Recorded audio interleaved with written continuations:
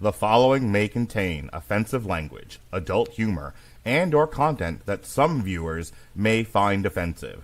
The views and opinions expressed by any one speaker does not explicitly or necessarily reflect or represent those of Mark Radulich or W2M Network. Please listen with caution, or don't listen at all. Hooray for Hollywood, where stars are living large, in mansions with their servants and their credit cards in charge, with fame that's fleeting, but the egos never change, where everyone's a genius, except the ones who really arrange. Hooray for Hollywood, where the scandals always sell, where every whispered secret is a new tabloid's tell. Oh, how we adore the endless red carpet galore. Hooray for Hollywood, where less is always more. Robert. Mark. Robert. Mark. Robert. Mark. Donkey? I'll get to you. Has the Minions language evolved? A little bit. At least the first movie, because I don't remember them doing a mixture of different European romance languages the way this one does it. Like, it feels like from Despicable Me through all the way through that series, through Minions, and then Minions: The Rise of Gru, there seemed to be like almost like a Pig Latin thing going on. But I absolutely heard them say "aspetta" at least once, and it made me think of my dear old departed Nana, my Italian Nana, who taught me farming and about tomatoes and the Bible, and insisted that the mafia wasn't a real thing. Insisted the mafia wasn't real, exactly. Yes, as it's not, because my grandmother said so. But my point is, like, you have more of an ear for this and a memory for this sort of thing than I do. The Minions language has changed from film to film, hasn't it? Not much since Despicable Me 2. In the first one, it's a little bit more just kind of on the gibberish side. Yeah, it's a lot of like I said, Pig Latin. Like by the time we get to 2, there's a lot more of the Minions in 2. So 2, they kind of refine a lot of what goes on there. Like, you can find interviews with the voice actors and the writers for the Minions. Because there's primarily one voice actor for the Minions, and he's like, yeah, it's a weird mixture of a little bit of Italian, a lot of Portuguese, a little bit of there's like 3 or 4 languages that he just kind of like, okay, so when we talk about this thing, I use this language. When we talk about this thing, I use this language. Right, so there is some this is its own thing. There is some rhyme to the rhythm then, because and if I go back and listen to it, I'll probably hear it, because at this point I probably just have forgotten it, and I'm watching it now, and I'm like I said, I'm watching it on Sunday, and I'm thinking to myself like, I'm hearing a lot of actual language here and not gibberish. Go ahead, Alexis. Well, I actually got to hear from the director that it's a playful rhythmic blend of gibberish and real words borrowed from English, Spanish, French, Italian, Filipino, and Korean. Yeah. And there is actually a handful of catchphrases that they do have in there. There's a handful of like, yeah, this is the way they would say hello. It's bello. Goodbye is pupe. We love you is tulalilu, ti amo. I am hungry is me want banana.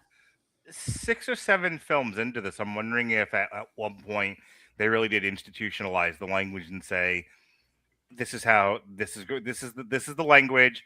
This is how it's going to be in every film. The language doesn't change. If this means this in this movie, it's going to mean the same thing 2 movies from now. I think again, like when they got the first one, they felt like, I don't want to say throwing stuff at the wall, because even then, like, there's rhythm to it. It's internally consistent. Yeah. But it's kind of like Despicable Me 1 is, if that's the only one you're making, you want to make the Minions what they are. When you make a sequel, it's a big deal, and you make a sequel. At that point, it's like, okay, people love the Minions, of course they do. They're almost designed to be that way. What do we do to... we can't have this be throw crap at the wall every time with what the Minions are saying. So I feel like that's the time when they would have, like, maybe not drilled into every little thing about it, but established like the linguistic Bible for the Minions language. Well, I was thinking of like something like Klingon. Yeah. At some point they have to formalize this language, or you break immersion. And I know I've been using that phrase a lot lately because it's become an important thing to point out as we lose one franchise after another for a variety of reasons. It's just something I was thinking about, and I figured why start the show properly when I can just go right into a talking point. I kind of doubt that we're ever going to get, a fully formalized language the same way that, Tolkien Elvish and Dwarvish and Orcish or Klingon are, where like linguistic people have gone through and actually mapped out a whole language. I don't think we may ever get that. Oh, Robert, I've already found the Minionese translator, and it also offers Na'vi, Klingon, High Valyrian, Dothraki, Elvish, and ChatGPT speak. If you can translate ChatGPT into something loosely relatable, that will be a minor miracle. Point being, like, I feel like what they got in the second one. Hang on. If I didn't think higher learning were already like falling apart, and but in 10 years from now, like most of the colleges will be gone, and in 50 years, no colleges will exist except a handful to teach very specific things. If we had kept going on the track we had been on, where colleges are everywhere, they're $1 million and everyone goes, but they take nonsense classes, there was absolutely would have been a Minions class, a Minions language class that you could have taken right up there with Klingon and French. Almost certainly. Mm-hmm. Now you may talk, Robert. I was just going to say, I think by the time we got to the second one, they may not have had the whole thing, but what they have is like the mathematical equation for it. Mm-hmm. Like at this point, here's the different languages we're using. Here, don't go back on anything we've done previously, but here's sort of the formula for this, and then we build from here. So instead of like Tolkien reconstructing building languages out of first principles, this is a bit more building where we are. But yeah, it's the Minions and their success is a testament to the ability of human communication to be able to understand something that you cannot decipher the words of without too much difficulty. So tonight on Damn You Hollywood, we review Minions and Monsters, the latest entry in Illumination's billion-dollar franchise and the 7th film overall in the Despicable Me series. Directed by Pierre Coffin and written by Coffin and Brian Lynch, the film features the familiar Minions alongside a voice cast that includes Trey Parker, Allison Janney, Christoph Waltz, Jesse Eisenberg, Jeff Bridges, Zoey Deutch, Bobby Moynihan, and Phil LaMarr. Set in 1927, more than 4 decades before the events of the first Minions film, the story follows Kevin, Stuart, Bob, and the gang as they head to old Hollywood with dreams of making their own monster movie. Since the first Minions surprised us with an unexpectedly thoughtful story about purpose, belonging, and finding something larger than oneself to serve, the Rise of Gru shifted towards a lighter coming-of-age adventure. The question becomes whether this latest prequel recaptures the philosophical weight of the original or settles back into slapstick and spectacle. All right, Alexis, since you weren't on the first 2 reviews, you want to give me your... Don't get into Despicable Me, because that's a whole other conversation. Just give me your quick and dirty on Minions and Minions 2, The Rise of Gru, Electric Boogaloo. It just fascinates me that, by all accounts, this is a franchise that should have died and stayed dead and then possibly been dug back up, cloned, and then we could kill all of the clones, just because on paper, this should have been the most annoying dreck on the planet. The most It is currently the most successful animated franchise in the world. I know, and this is why I don't gamble, because I never would have bet money on this succeeding. This is why I stay off of Kelshi, okay? It's amazing what thoughtful application of silliness can accomplish instead of whatever's going on in other places. It's also amazing what the absence of studio interference does. I mean, I think the people making these Illumination more or less got out of the way and was just like, keep making us hits, baby. And not really questioning what it was they were doing. Go ahead, Alexis. And enjoying all the merchandise, all the Minions merchandise. So what did you think of the first 2 movies? I actually never saw The Rise of Gru. Although everyone says it was fantastic, but I never just got around to seeing it. The first Minions movie I enjoyed, kind of blown away by Sandra Bullock doing slapstick. It was like, that's actually pretty funny. I never really would have thought she was an actress who could push, that level in voice acting like that. But I enjoyed it. Like I said, these are movies that you sit and you watch and it's like, I should hate this. Why am I not hating this? Why am I laughing at this? Why am I enjoying this? But you do. Let me ask you a question. You haven't seen the second one. You seem to barely acknowledge the first one is good. Why are you here tonight? Because as you pointed out, I have been dealing with you guys being angry and depressed and just overall fed up with the Hollywood algorithm for the last few weeks. And I am still recovering from your rants over Toy Story 5. And it's like, oh my God, positivity. They are actually going to be positive about something. And I needed to be here to bask in that. I feel like Alexis just accidentally alluded to the fact this is a very toxic relationship. She's like, I can't just stay away. I have to be here. But at least tonight you won't beat me because the meatloaf's cold. All right. This is Mark. This is more like a plant contorting itself around another plant to get sunlight. Like it would have been just as easy to not be on the show, but okay, sure. All right. Looking back at the first two Minions films, what stands out is not simply that they are funny, but they reveal why Illumination has become one of Hollywood's most reliable animation studios. The original Minions succeeds because beneath the slapstick is an unexpectedly profound question. What gives life purpose? The Minions are not merely searching for a villain to serve. They are searching for an organizing principle that gives their existence meaning. That journey can be read through religion, psychology, or even evolutionary biology, but it ultimately becomes a story about belonging, hierarchy, and civilization. The Rise of Gru largely abandons that philosophical weight in favor of a more conventional coming-of-age adventure, yet it still demonstrates Illumination's remarkable instinct for mythic storytelling, visual clarity, impeccable comic timing, and universal accessibility. Together, the film suggests that audiences are responding to something critics often overlook. These stories understand that people naturally seek purpose, competent leadership, and connection to something larger than themselves. The Minions may be absurd, but the instincts they embody are deeply human.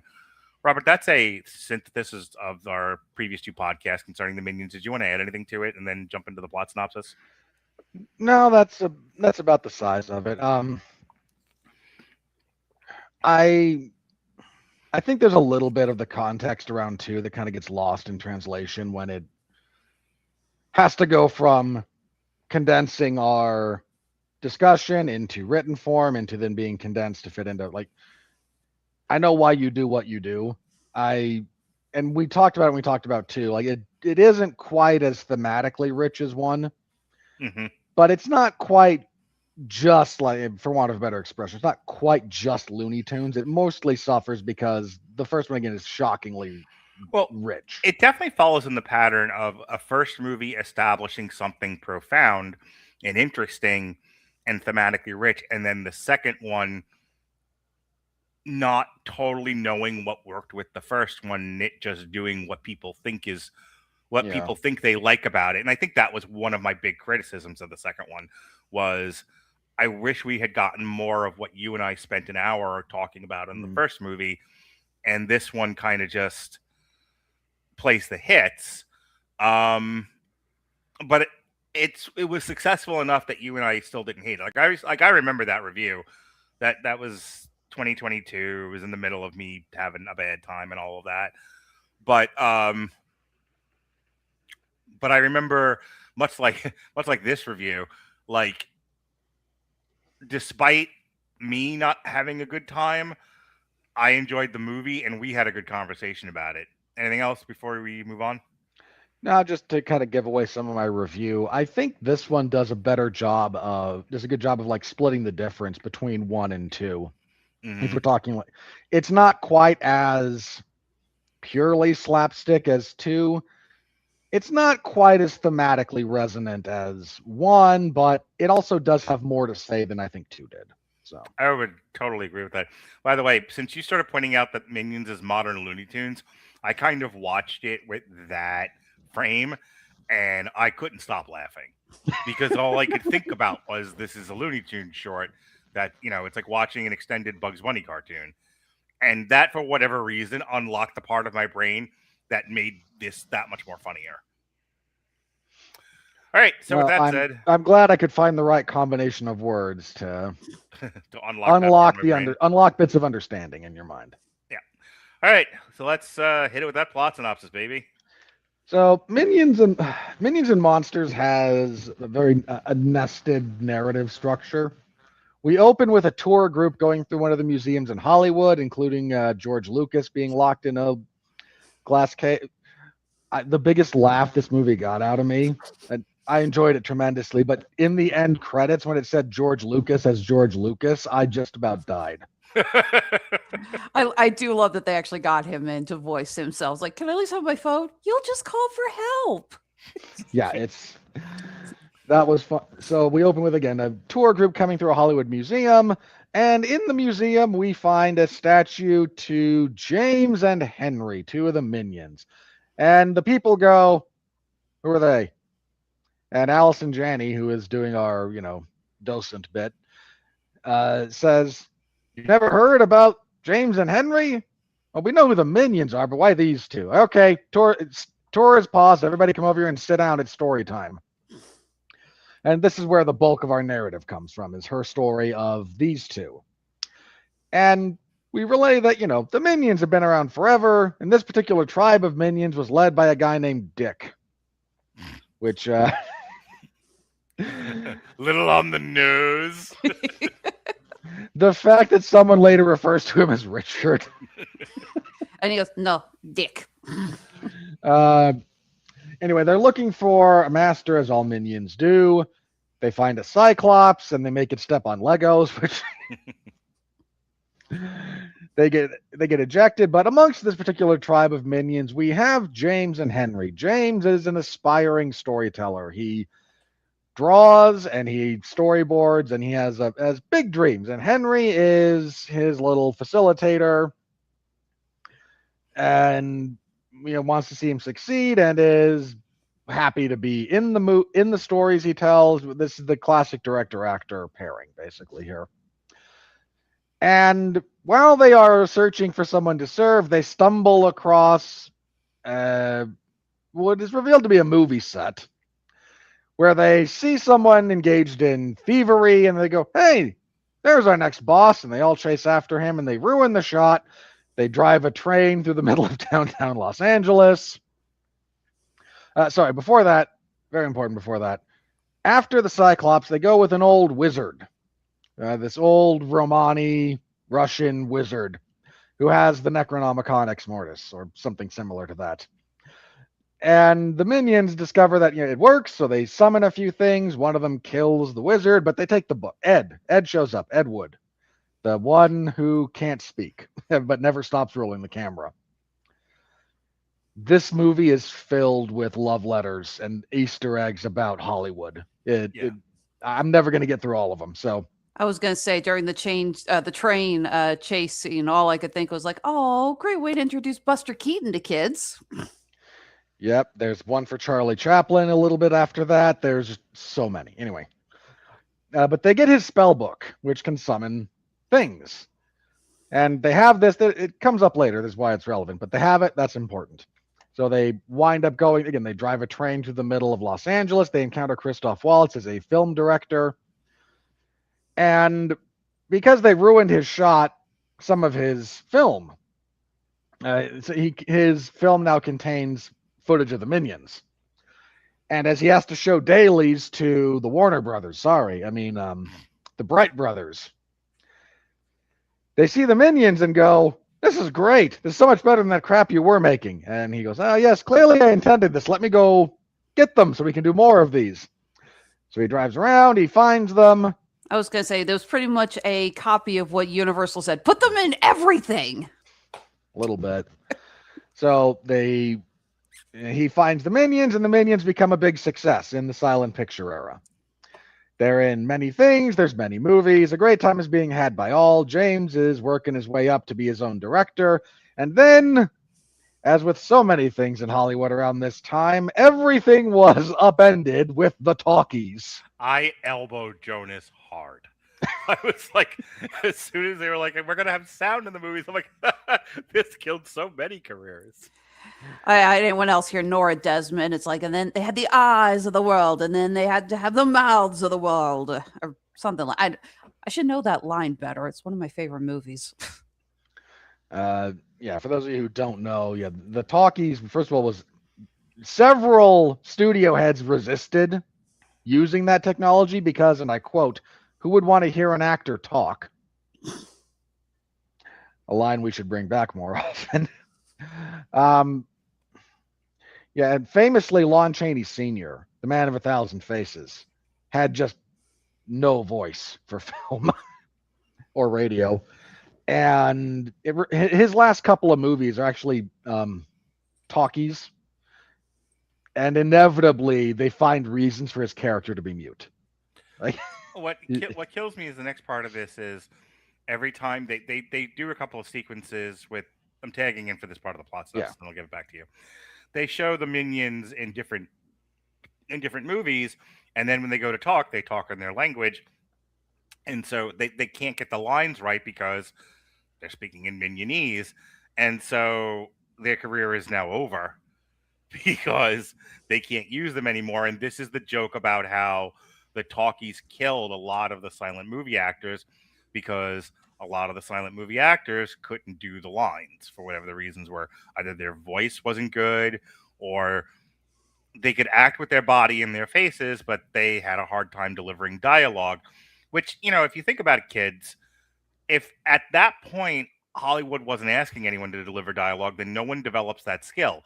Then suddenly everyone has to have it, and not everyone does. And it was a really interesting time in Hollywood. And a movie that captures this really well is Babylon. If you can get past the elephant shit and, you know, and the 2-hour party, there's a really great bit where they are showing you the effect of delivering dialogue in movies in an era where it was brand new and exciting. So go ahead, Robert. It used to be if you wanted to verbalize dialogue, you were on the stage, not on the screen. Yeah. And then suddenly you have to be able to do both. and not everyone could. Yeah. So the minions are now out of work. Sorry. They go hole up in some British row houses, which made me laugh when I saw them. But James has come up with an idea for his own movie, and he really wants to do this, but now they're out of work. They're out of favor. So they go talk with Christoph Waltz again, this director, who's like, he tells them, look, I like your concept, but a concept isn't a movie. You know what you're doing, put in the work, and you'll get there, and I'm going to help you on your way. Gives them a camera so they can start shooting. That magically never runs out of stock footage. Of course not. Like a 6-shooter never has to be reloaded. Like I'm willing to go along with this one. Yeah. So James's big idea is to have a big monster movie. And in fairness, this is around the time King Kong would have been in development and come out, and the big spectacle monster flick is starting to be a thing. And like, well, we need a monster. And Ed shows up and he's like, hey, I got a book that lets you summon real monsters. This will be great. So he summons Cthulhu, but it's a short little squishy plushy-headed thing that goes by the name of Goomy. Every With an kid should official have name, a squishy head Cthulhu toy. Yeah. Whose official name is several things long and ends with the Deceiver. As though there's any question about where this is going. And Goomy tells them, look, a lot of us monsters just got a bad rap. I know a couple of guys. They'll be great for your movie. No, they won't break anything. They're misunderstood.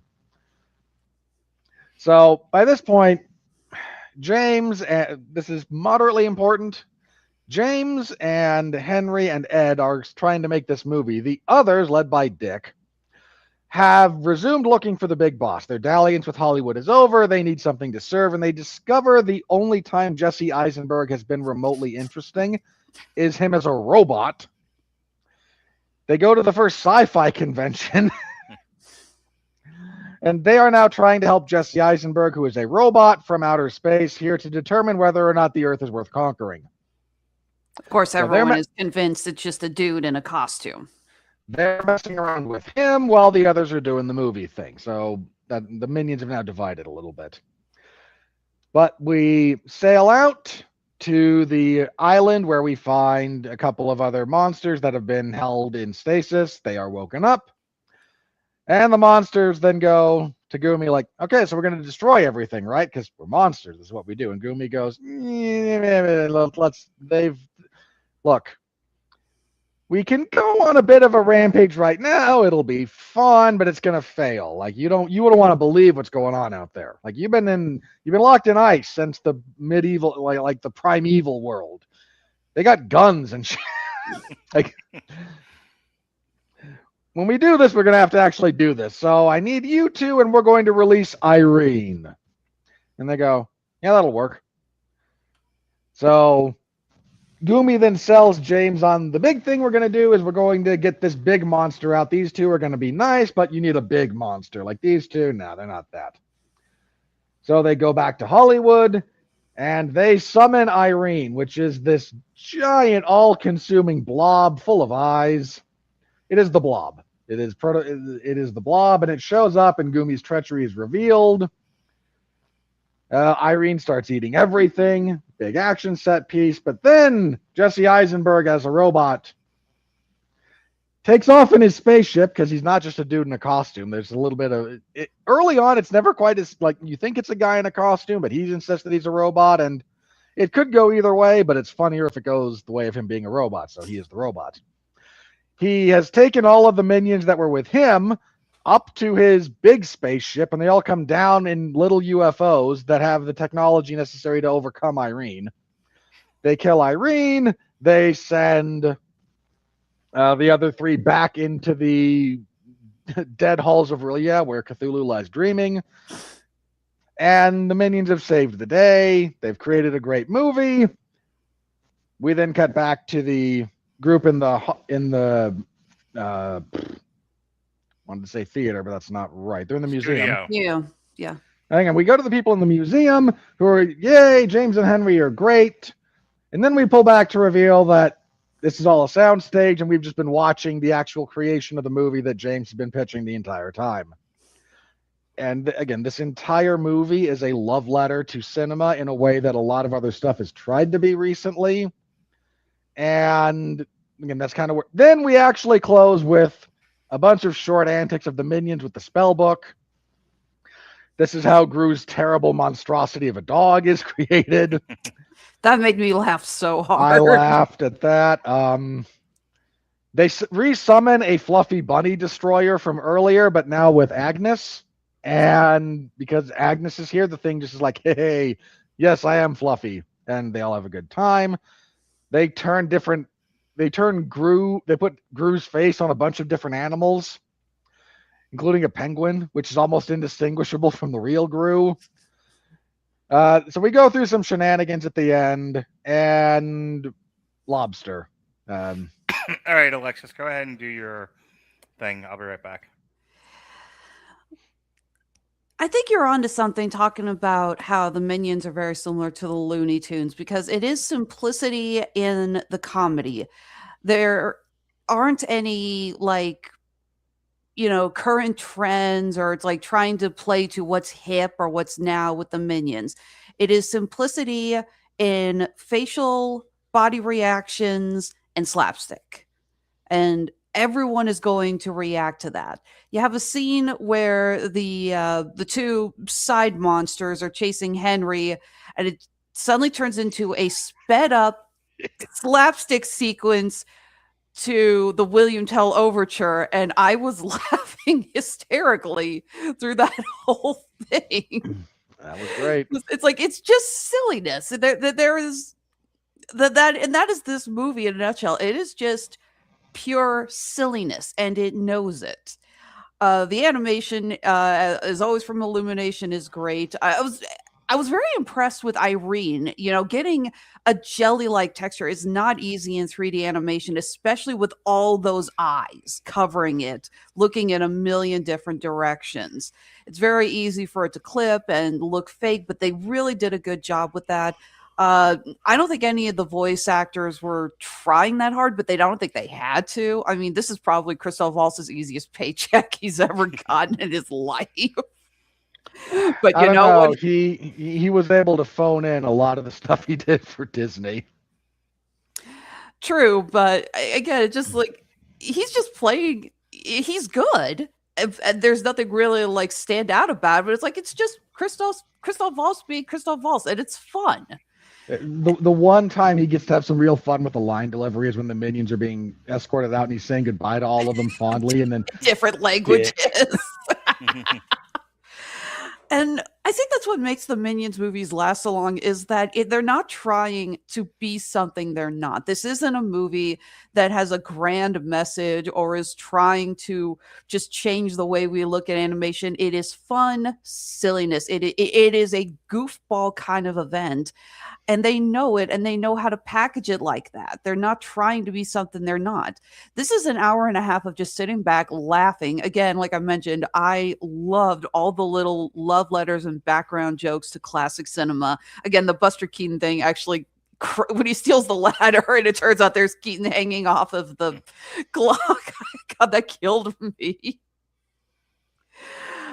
And yeah, Jesse Eisenberg's door just kind of blew me away. I was just like, wait, what? That was, I did not see that coming, but it was legit funny. Jesse Eisenberg is much like Mark Zuckerberg, requires a lot of work to seem charming and human. And in this case, turning him into a literal robot seems to have done the job. Is there anything else, Alexis? Again, you know, this is just for fun. And if you got kids, the kids are obviously going to enjoy this. This isn't the groundbreaking animated film of the year, but it's fun. It is just pure silliness. What I like about my resistance to the Minions years ago was, as presented in the Despicable Me movies, it was a lot of like dick and fart jokes. It was a lot of very physical comedy, a lot of boorish humor. And I was resistant to it then as I am now. The thing of it is that's not really the Minions. And with Minions, the first movie from 2015, and then the Rise of Gru, what I had noticed was, yes, there's some of that. There's some of, you know, boobies, you know, like really silly humor. But this movie especially, the humor comes from, they are real beings with real wants and needs, limited by their stature, by their size, by, you know, the way they look, the way they communicate. And so there's a lot of clashing, but it's, you know, it's in good faith. I think the other thing about it is, you know, like with the first one, they established that they are the organizing principle of their life is they are looking for a strong boss. And this, you know, in the second one, I don't totally remember what, I know they end up with Sandra Bullock, but, you know, it's more of that kind of a thing. Here, I like the fact that they don't make the Minions a monolith. You know, yes, you know, just like in any society, you're going to have people married to the organizing principle, but you're going to have some outsiders. You're going to have people who, you know, dream of what's up there in the stars. You know, what is there more to life than just this? You know, there's always going to be like a Jack Nicholson minion running around going, "Is this as good as it gets?" And I like that because that's true to life. So having a minion who is kind of a square peg in a round hole, and he's just like, I have an imagination, I have dreams, I have things I want to do besides the bidding of a strong boss, and I want to make movies. I'm like, well, gosh, that speaks to my heart. So I like that. I like that they went out of their way to do that in this movie, but they still kept some of that in there. So, like, yes, it's very easy to pick at the Dick character, but the Dick character is essential, as are all the minions that kind of follow him, and then the little group that follows James is as equally important. So all of that's good stuff. Yeah, Robin and I have been talking about like certain movies where they're like Hollywood appreciation movies, but they don't seem to be as in good faith, or it's more self-aggrandizing. Like this isn't that. This is, I think, somebody who very much appreciates the art of making movies and the history of it, and I think more importantly, the history of it, and going, why don't we do a movie about the history, the early history of, again, I'll bring up Babylon. Babylon exists at the time of the big changeover from silent movies to sound movies, to talkies. And, it was really a monumental event in filmmaking. And here's a guy going, I want to talk about that, but I'm going to do it with the Minions. Okay, cool. Robert brought up, this is also around the same time of like the monster movies. And so this is sort of a love letter to that. And I think, this far into film history, and as the decades have gone by, I don't think we realize what our relationship has been with the monster movie. This movie, in its own way, speaks to that. So I thought all of that was cool. As I said, Robert's like, you got to kind of watch these movies like they're modern Looney Tunes. And I was thinking about, because people are now uploading old Bugs Bunny clips. And, I think Alexis will agree with this. The Looney Tunes had real characters who had real wants and needs, who had real personalities. Mm-hmm. And then it was just the circumstances they're in, the situation that they're in.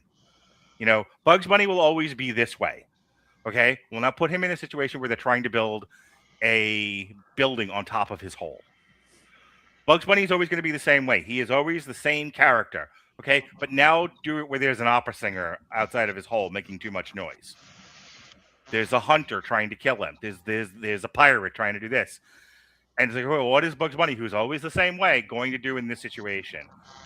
And that's kind of what they do with the Minions now. It's, what's the situation the Minions are in? They'll always be the Minions. They're going to be minion-y about it. But what are they doing? In what situation? Which I think is like the best way to handle the Minions if you want to keep this going, which Illumination seems to. Like my son's comment about it tonight when we were at dinner was, he was like, the Minions are good for a short. They really aren't great for a 2-hour movie. And I went, except for the fact that they keep making a lot of money, so there's no way they're giving this away for free. He was like, touche. Craft reviews, just so I can make sure I said stuff about the actual craft of the movie. The voice work is good. I laughed at a lot of the Dort stuff. I laughed at a lot of Christoph Waltz. Obviously, the Minions pigeon speak is, funny to me. Allison Janney cracks me up. This style of animation that's right out of, like, the way they draw the very long stick figure kind of people. It's very consistent, very distinct. Where no one looks like human beings, but who cares? They've decided that this is what this world looks like, and that's fine. And it's a colorful movie. It's a nice looking movie. It's very busy, but it's not so busy that I got overwhelmed. There's a part towards the end, where the third act gets very noisy. There's almost no dialogue. It's a lot of action, but it didn't get as overwhelming to me as the last time I complained about this.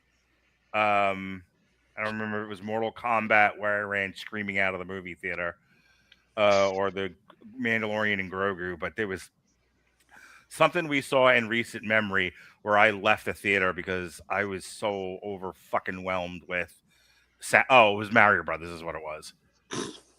Yeah, this did a better job of handling the busyness and the sound and visuals than the Super Mario Galaxy movie.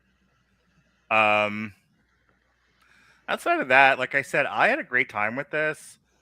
I laughed my ass off, and when it was over, I literally just turned to my kids and went 5 stars in the Tokyo Dome.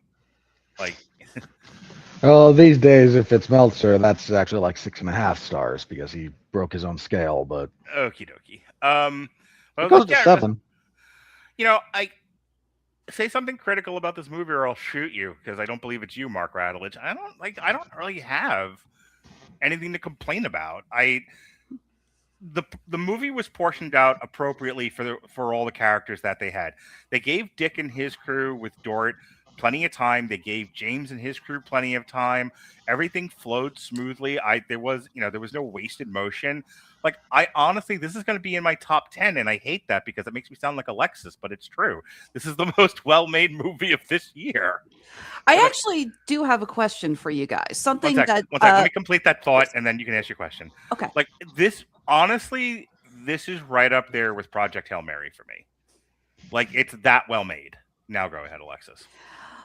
So there is one thing, and this is the nitpickiest of nitpicks, but it is something I'd like to get your guys' opinion on, and that is a lot of I've been reading a lot of other reviews of this movie. I wanted to hear what other people thought. And the only complaint that popped up repeatedly is some people said they wish that this hadn't been called Minions and Monsters, because the monsters don't show up until over halfway into the movies. A lot of people are saying this should have been the Minions Do Hollywood, or the Minions Make a Movie, or the Minions Go Hollywood, or something. Do you guys think the title should have been changed, or what do you think? You could have gone either way. I think the problem with, if you went with, like, the Minions Do Hollywood, you're drawing a real straight line to the Muppets at that point. True. And I think that's a line you don't want to draw. I'm fine with the title. They introduced Goonie early enough in this, and Goonie represents the monsters. He's in the picture with the minions for 2/3 of the movie. I'm fine with it. I think that's a dumb complaint. Fair enough. Like I said, it's just something that I saw come up repeatedly. No, it's fine that you brought it up. I'm telling those people are dumb. Go ahead, Robert. I have a real soft spot for the entire Despicable Me franchise. I need to revisit the first one and figure out exactly like what I know. That's still probably my favorite of them. We've never done a Long Road to Ruin on this. Really? Yeah, I can go back. I know we did Minions. I know we've done some of the Despicable Me's, but when those movies started coming out, and I'll go back and look and see when the first one came out, I don't think we were doing Damn You Hollywood. That's how far back these go. Because I was on the last Despicable Me one, because I remember I predicted that the next Minions movie was going to be the superhero Minions that they introduced in the last Despicable Me movie. I actually remember you bringing that up and rolling my eyes then. Hang on. I was wrong, but yeah, 2010. My daughter wasn't even born yet. I was like married. I married about a little less than a year when the first one came out. The second one comes out, and my son isn't born yet, but my daughter is too. And then we must have started with Despicable Me 3. I think that was the first one we reviewed proper. Because that was 2017, and by then, yes, Damn You Hollywood. Damn You Hollywood starts basically in 2014, so we missed the first two movies, but we've done all of them. We've done the rest of them since. Yeah, I need to figure out why I like these as much as I do, just so I understand it better, not because I'm like trying to suck the joy out of my life. Well, that's why I threw it out there. I was like, if I'm going to do a Long Road to Ruin with Robert, like that would be a fun one to do, because then it gives you the opportunity to do that. Yeah, I'm not opposed to that. I was gonna say I could watch the first Despicable Me movie a million times. I don't know why, but I never get sick of it. It makes me laugh every time. It is endlessly rewatchable in ways that most modern movies especially are not. So I've got a soft spot for the whole franchise. I think it's pretty much been well shepherded by all the relevant people in charge. They are happy to make movies in this franchise at the pace they are making movies at this franchise in. And that's a big deal, because otherwise you get, hey, we're making 4 movies this year. And well, that's a bad idea. Pacing and quality, who'd have thunk it? Indeed. So I am predisposed to liking these in general. There's been the growing like sub-genre of film that is just cinema appreciation, which really it had kind of like, you always get these on occasion, like movies that are love letters to movies. This is not new. It just really kind of ramped up after COVID, when everyone kind of looked around and went, oh no, this might actually be a finite pursuit. And as Hollywood is starting to show signs of becoming the next Detroit, these have started to ramp up a little bit more. Like, no. The old studios are great. There's a lot of people going, please steer the ship away from the iceberg. So that's been, again, kind of a growing thing lately. Babylon was one, but I mean, Babylon deals with a lot of the same material as Singing in the Rain, which is old. So not new, but enjoying a big recent push. Like, hey, remember why you like movies? Remember that you like movies? Theaters need to stick around. Studios need to stick around. We want this to continue, right? Right? Several of those of the movies in this subgenre are just insufferable. Babylon is self-indulgent to the point of almost self-parody. Everyone just points out, like, oh, but it's but like, there's so much good production stuff. Like, there's some, but that's like a 3-hour movie. You can't show a clip and go, how did this not make money, when there's another 2 hours and 40 minutes of the movie that you're ignoring. So some of these are just, again, they're self-indulgent, they're grating, they're preachy. The number of these that are like, won't someone think of the children, but won't someone think of the Directors Guild? It's just, there's a lot of them. So your comparison to Minions and Monsters being?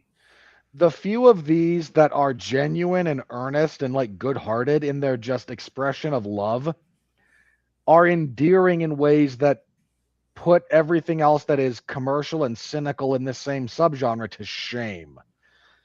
Which is also hilarious when you, again, look at the amount of merchandising when you talk about be over commercializing. Yeah.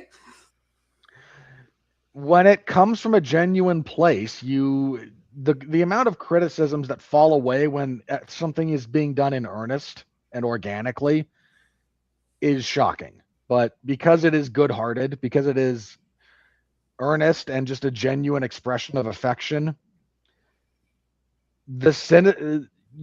it's impossible to predict for, but it is also impossible to ignore the difference between a cynical attempt that is being fed by an algorithm and by like what you want on a spreadsheet, and one that is done out of genuine, coming from a genuine human place. It's ineffable, but it's also impossible to ignore, because it's the difference between Babylon falling on its face and Minions and Monsters introducing people, maybe introducing a bunch of kids to, hey, can we watch some Charlie Chaplin films? Because they're still hilarious. Or, seeing the clips that are, insane stuff from Buster Keaton. Like, let me knock a house down around me.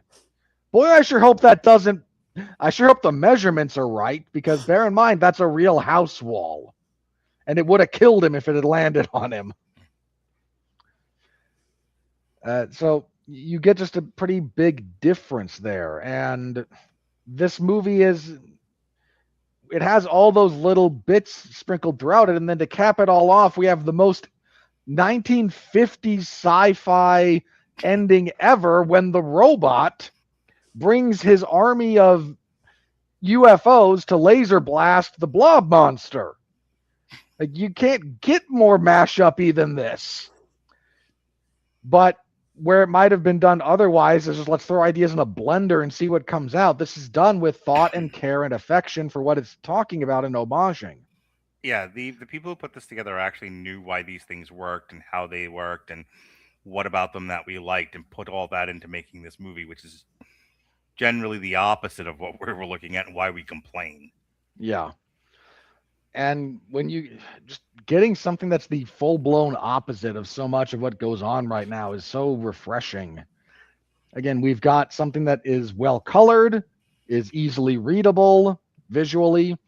It's the kind of thing that you do actually have to watch instead of just listen to. Again, for a franchise that is, 16 years old at this point, to have by accident almost been ahead of the curve on how do we get people off their phones and paying attention to what's on the screen in front of them with a gibberish language and slapstick comedy Again, you couldn't have predicted that necessarily, but what's the antidote to I have to see the gag. Because if I'm not watching, I'm going to miss it.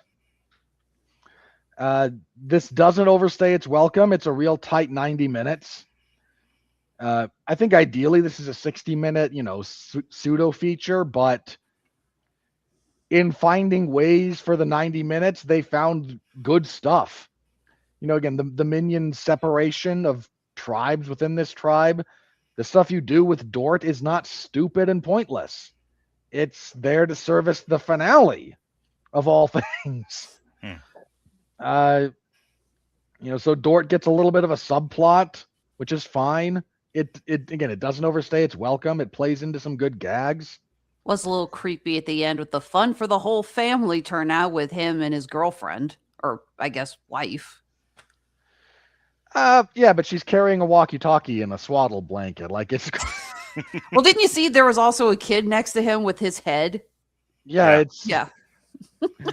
Don't ask questions. Just because this is the world this thing inhabits. I mean, occasionally the gag, like the internet talking point has been, so what are the minions going to do in the 1940s? And my reaction to that at this point is just, why do we assume Hitler existed in this world? Yeah. Like I'll grant you World War I and II happened, sure, but that doesn't necessarily mean we have to repeat exactly what was going on. George Lucas, this isn't a fucking box. Let's get let's move past this already.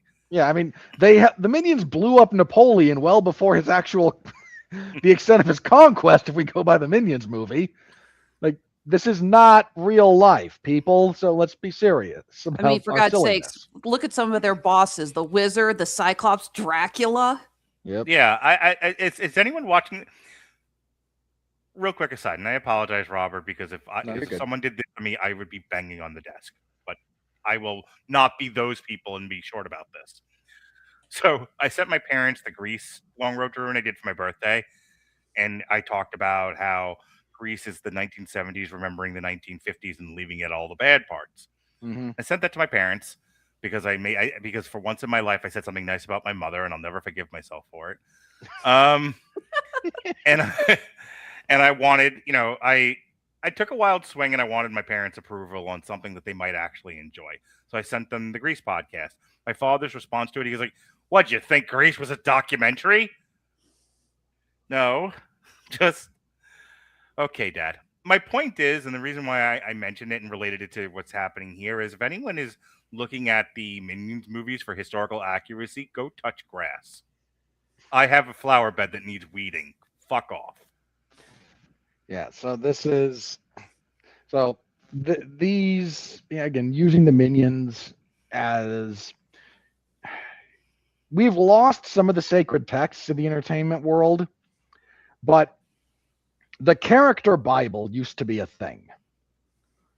And one of the things about the Looney Tunes in particular was each Looney Tune had the rules for them. You can find the rules for the Roadrunner and Coyote online. Like, these are famously available. Here's the rules. This only takes place in the American Southwest visually. The Roadrunner only runs on the road. Otherwise, he wouldn't be a Roadrunner, would he? The Roadrunner can never hurt the Coyote. The Coyote's foibles are always of his own doing. The Coyote only buys things from the Acme Corporation. Like, you establish the box with the character Bible. But here's the great thing about limitations. They are freeing. Okay, don't do the things outside the box. Okay, but what can we do in the box? Anything in the box is fair game. Don't break the rules. Go wild. And those seem like contradictory directives, but they're really not. It is only within the appropriate bounds of... Appropriately bounded creativity is the most freeing creativity there is. Everyone pretends that no, you can do anything you want. That leads to taping a banana to a wall. Like, no, that's not.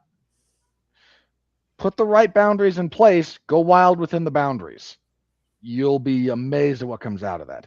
That's where the Minions are. follow the Minions Bible, follow the character Bible for the Minions, and throw them anywhere. And you will get hilarity as long as you are not an idiot.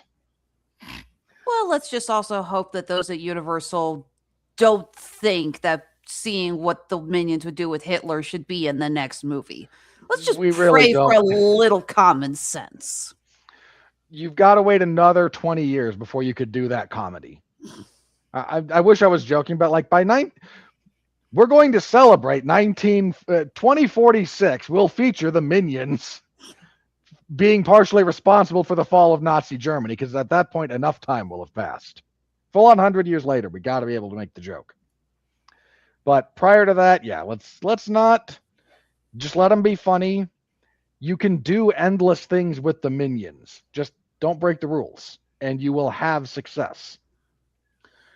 This movie had something to say about Hollywood, about the nature of entertainment. Nothing deep and profound, but there's something there to think about and to talk about when it's all said and done.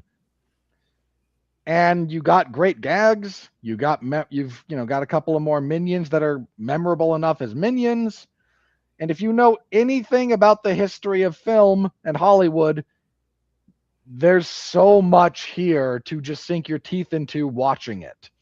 The Minions are all named after Hollywood personalities. There's so many things in the background that's just, that's an homage to that movie. That's an homage to that actor, that director, that character. Right down to, again, the Bright brothers being a send-up of the Warner brothers. Like, there's so much here. You get these kinds of movies when people are just given the appropriate freedom to create what they want to create. And the creatives have enough common sense to not be morons about this. It's a wonderful system when it works properly. It really is. Just so often doesn't work properly. I'm with you, Mark. This is probably going to wind up on my best of list, because what is there to really critique about this movie? It hits every mark it wants to hit. I think people are going to ask, like, okay, this is a wild and silly and colorful movie made for kids, and you 2.5 serious movie reviewers are gushing about this, but you kicked the living fuck out of Mario Galaxy. You were okay with Hoppers. You kicked the living shit out of Toy Story. And I think just a really quick kind of difference between this and those, okay, for the audience's sake, needs to be had. That's fair. If I go back and I look at, again, Hoppers, Mario, Toy Story, there were craft issues with all three of those. In some cases it was story, in some cases it was voice work, in some cases it was animation, in some cases there was issues with the theme, in some cases there were issues with the pacing. Part of the reason I'm, in particular, and I'll kick it over to you, Robert, that I'm gushing about Minions and Monsters is I don't have those complaints about this movie. And no, it's easy. It would be easy to say, and low-hanging fruit, and that's why I'm kind of getting ahead of this debate. But like, oh, you like it, therefore you like it, therefore you say it's better than Mario. No, Mario had real problems. We outlined them on that review. I'm not letting it go because it's funny. I was talking to a client earlier, and she was like, "Oh, my kids love the Mario movie," and I went, "Good for them." Like, what do you want me to say? And then she was like, "You didn't like it," and I'm just like, "Let's stick with your therapy."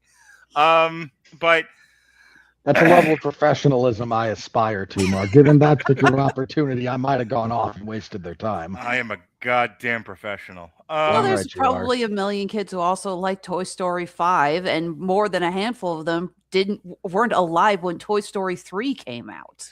Yeah, and that's a valid point. Like I said, I don't. At no point during any of these do I say people shouldn't like something. But if you ask me, this is the fight that I've been getting into with all of our friends and everybody else for years now. Don't ask me my opinion if you don't want me to tell you what's wrong with the thing you like, because I will, and I'll notice it. I'm really good at this. Robert's really good at this. We will tell you about what's wrong with a movie. Alexis, you're good at this.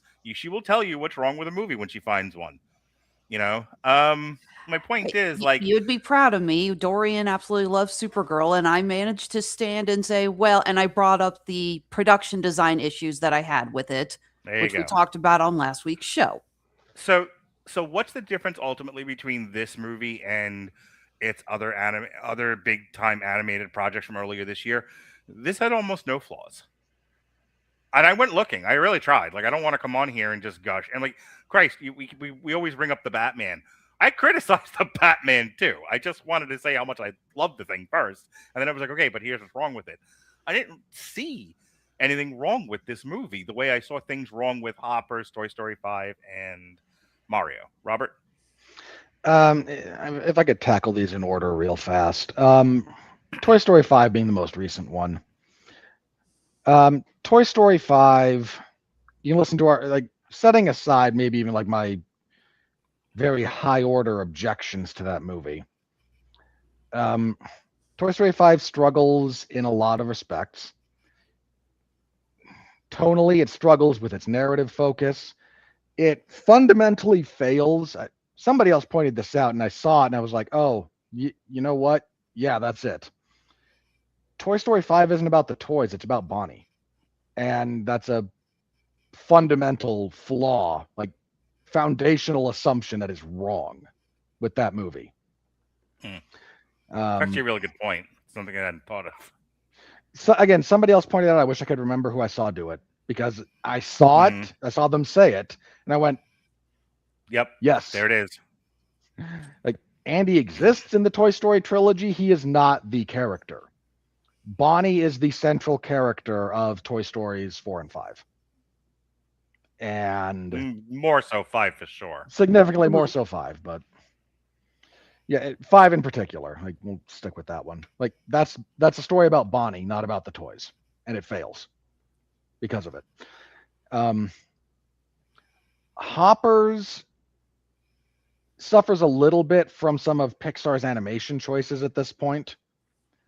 It's not quite the photorealistic stuff, and for a nature movie, it really kind of needed something really beautiful that it didn't quite hit. It needed to look like Moana. It needed to look like a Ghibli movie, and it didn't. And Super Mario Galaxy isn't really a story. It's a sequence of events that happen. And it bounces around a bit too much. And you can listen to our review of that. I didn't call that thing 18 TikToks in a trench coat masquerading as a movie for nothing. I'm never going to say that about this movie. This movie is narrative driven, character focused, very well animated, very easy to follow, very intelligently put together. I think that was maybe my other gripe with, Toy Story 5 is it's a lot of rehashing of stuff we've already done. It's narratively and thematically lazy. Minions and Monsters is not thematically lazy. If it was lazy, it would have just been a rehash of a previous Minions movie. It's not. It's the Minions in a different setting doing different things. Is it a little formulaic if you want to twist my arm? Yeah, the Minions are a tad on the formulaic side because that's what they're supposed to be. I was saying, go back to my Looney Tunes thing that you pointed out. Looney Tunes are formulaic. Character exists. Contrarian. God, what's the word I'm looking for? Friction, antagonistic thing exists in that space. Conflict arises. Hilarity ensues. Our hero defeats the enemy. Next, rinse, repeat. Yeah. So again, if you wanted to really twist my arm, slightly, but by the point you're abstracting that formula to where what the Minions are doing, what do you want out of this? Hamlet? Well, I was going to say, okay, then I suppose that we should go back in time and shoot Joe Campbell for writing his book. I mean, you should for his badly done research, but that's a whole other discussion point. My point is, if you don't think there's a lot of repetition and formula in the action adventure, I mean, Christ Almighty, let's take Alexis's Kryptonite, the rom-com, the romance movie. those aren't formulaic. Come on, boy meets girl. Boy and girl get together. Boy and girl erupt in some way.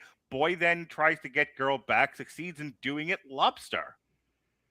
The same fucking movie over and over and over again. As a general rule, yeah, like what makes the good entries into any of these genres is not that they break formula. We become so obsessed with, subversion and disruption that people have forgotten, like, well, okay, yeah, the Jane Austen books are all formulaic. That's very true. Read them, because what makes them great is her writing. This is a guy who has never empathized more with another character than watching Tom Hanks take a drink every time he turns a page reading Pride and Prejudice, because I had to read that when I was in high school. That doesn't stop Jane Austen's writing from being really, really good. It's also psychologically, that's what's missing. Psychologically, human beings seek out structure and seek out repetition. We like stability. Hollywood would not exist. The film industry would not exist if they didn't use formula, because we would reject it. Yeah. The problem is when the formula becomes too specific, it becomes artificial. Like when people complain about the Marvel formula, the argument is not the big overarching structure of superhero movies. The problem with the Marvel formula is introduction, number of quips. First villain introduction includes X number of quips. Hero fails one of two ways. Sidekick is introduced with X. Like the formula got so specific about dialogue patterns, number of jokes, kinds of scenes, and your big sky laser with a faceless army at the end. And another way of putting this would be, if you want to know where formula really has a problem, is where Hollywood executives are saying we have to be X amount of minutes into the movie before we introduce an action scene. Or I will never forgive this particular failed screenwriter, but in your first 30 pages, save the cat in the tree. All right. So my point there, like the Minions, to the extent that they're formulaic, it's the highest level of formula. Mm-hmm.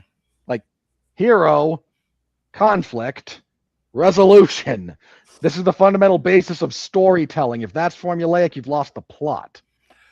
So, Alexis, I'm going to give you the last word here on why we're all in agreement that this is the best anime of the ones we've discussed. I'm not going to go into whatever fucking K-pop, Studio Ghibli, fucking Japanese anime talking tree movies. You Mark, we have got to get you culture at some point. No. For the record, I'm not expecting anything until Lycia releases Wildwood later this year. Yeah, I saw the trailer for that. Yeah, that looks amazing. But I will give you the final word on the discussion being why this movie works and why we're saying it's darn near perfect and the other ones weren't. Go. Well, my biggest complaint with the Mario Brothers movie wasn't so much the pacing. It was that they revealed too much in the marketing. It was the fourth Captain America movie all over again. The Toy Story movie, again, is struggling to keep up after they had a perfect finale, and everyone and anyone who's seen that movie is going to constantly compare it to that and feel that it's lacking. Like I said earlier, the Minions movies are not trying to be something they're not. They are just an hour and a half of silly, goofball, slapstick energy, and they know how to market it to that, and that's what makes it succeed. It's knowing what you have as a product and knowing how to push that product. All right. With that said, here comes the money. We're in the money. We're in the money.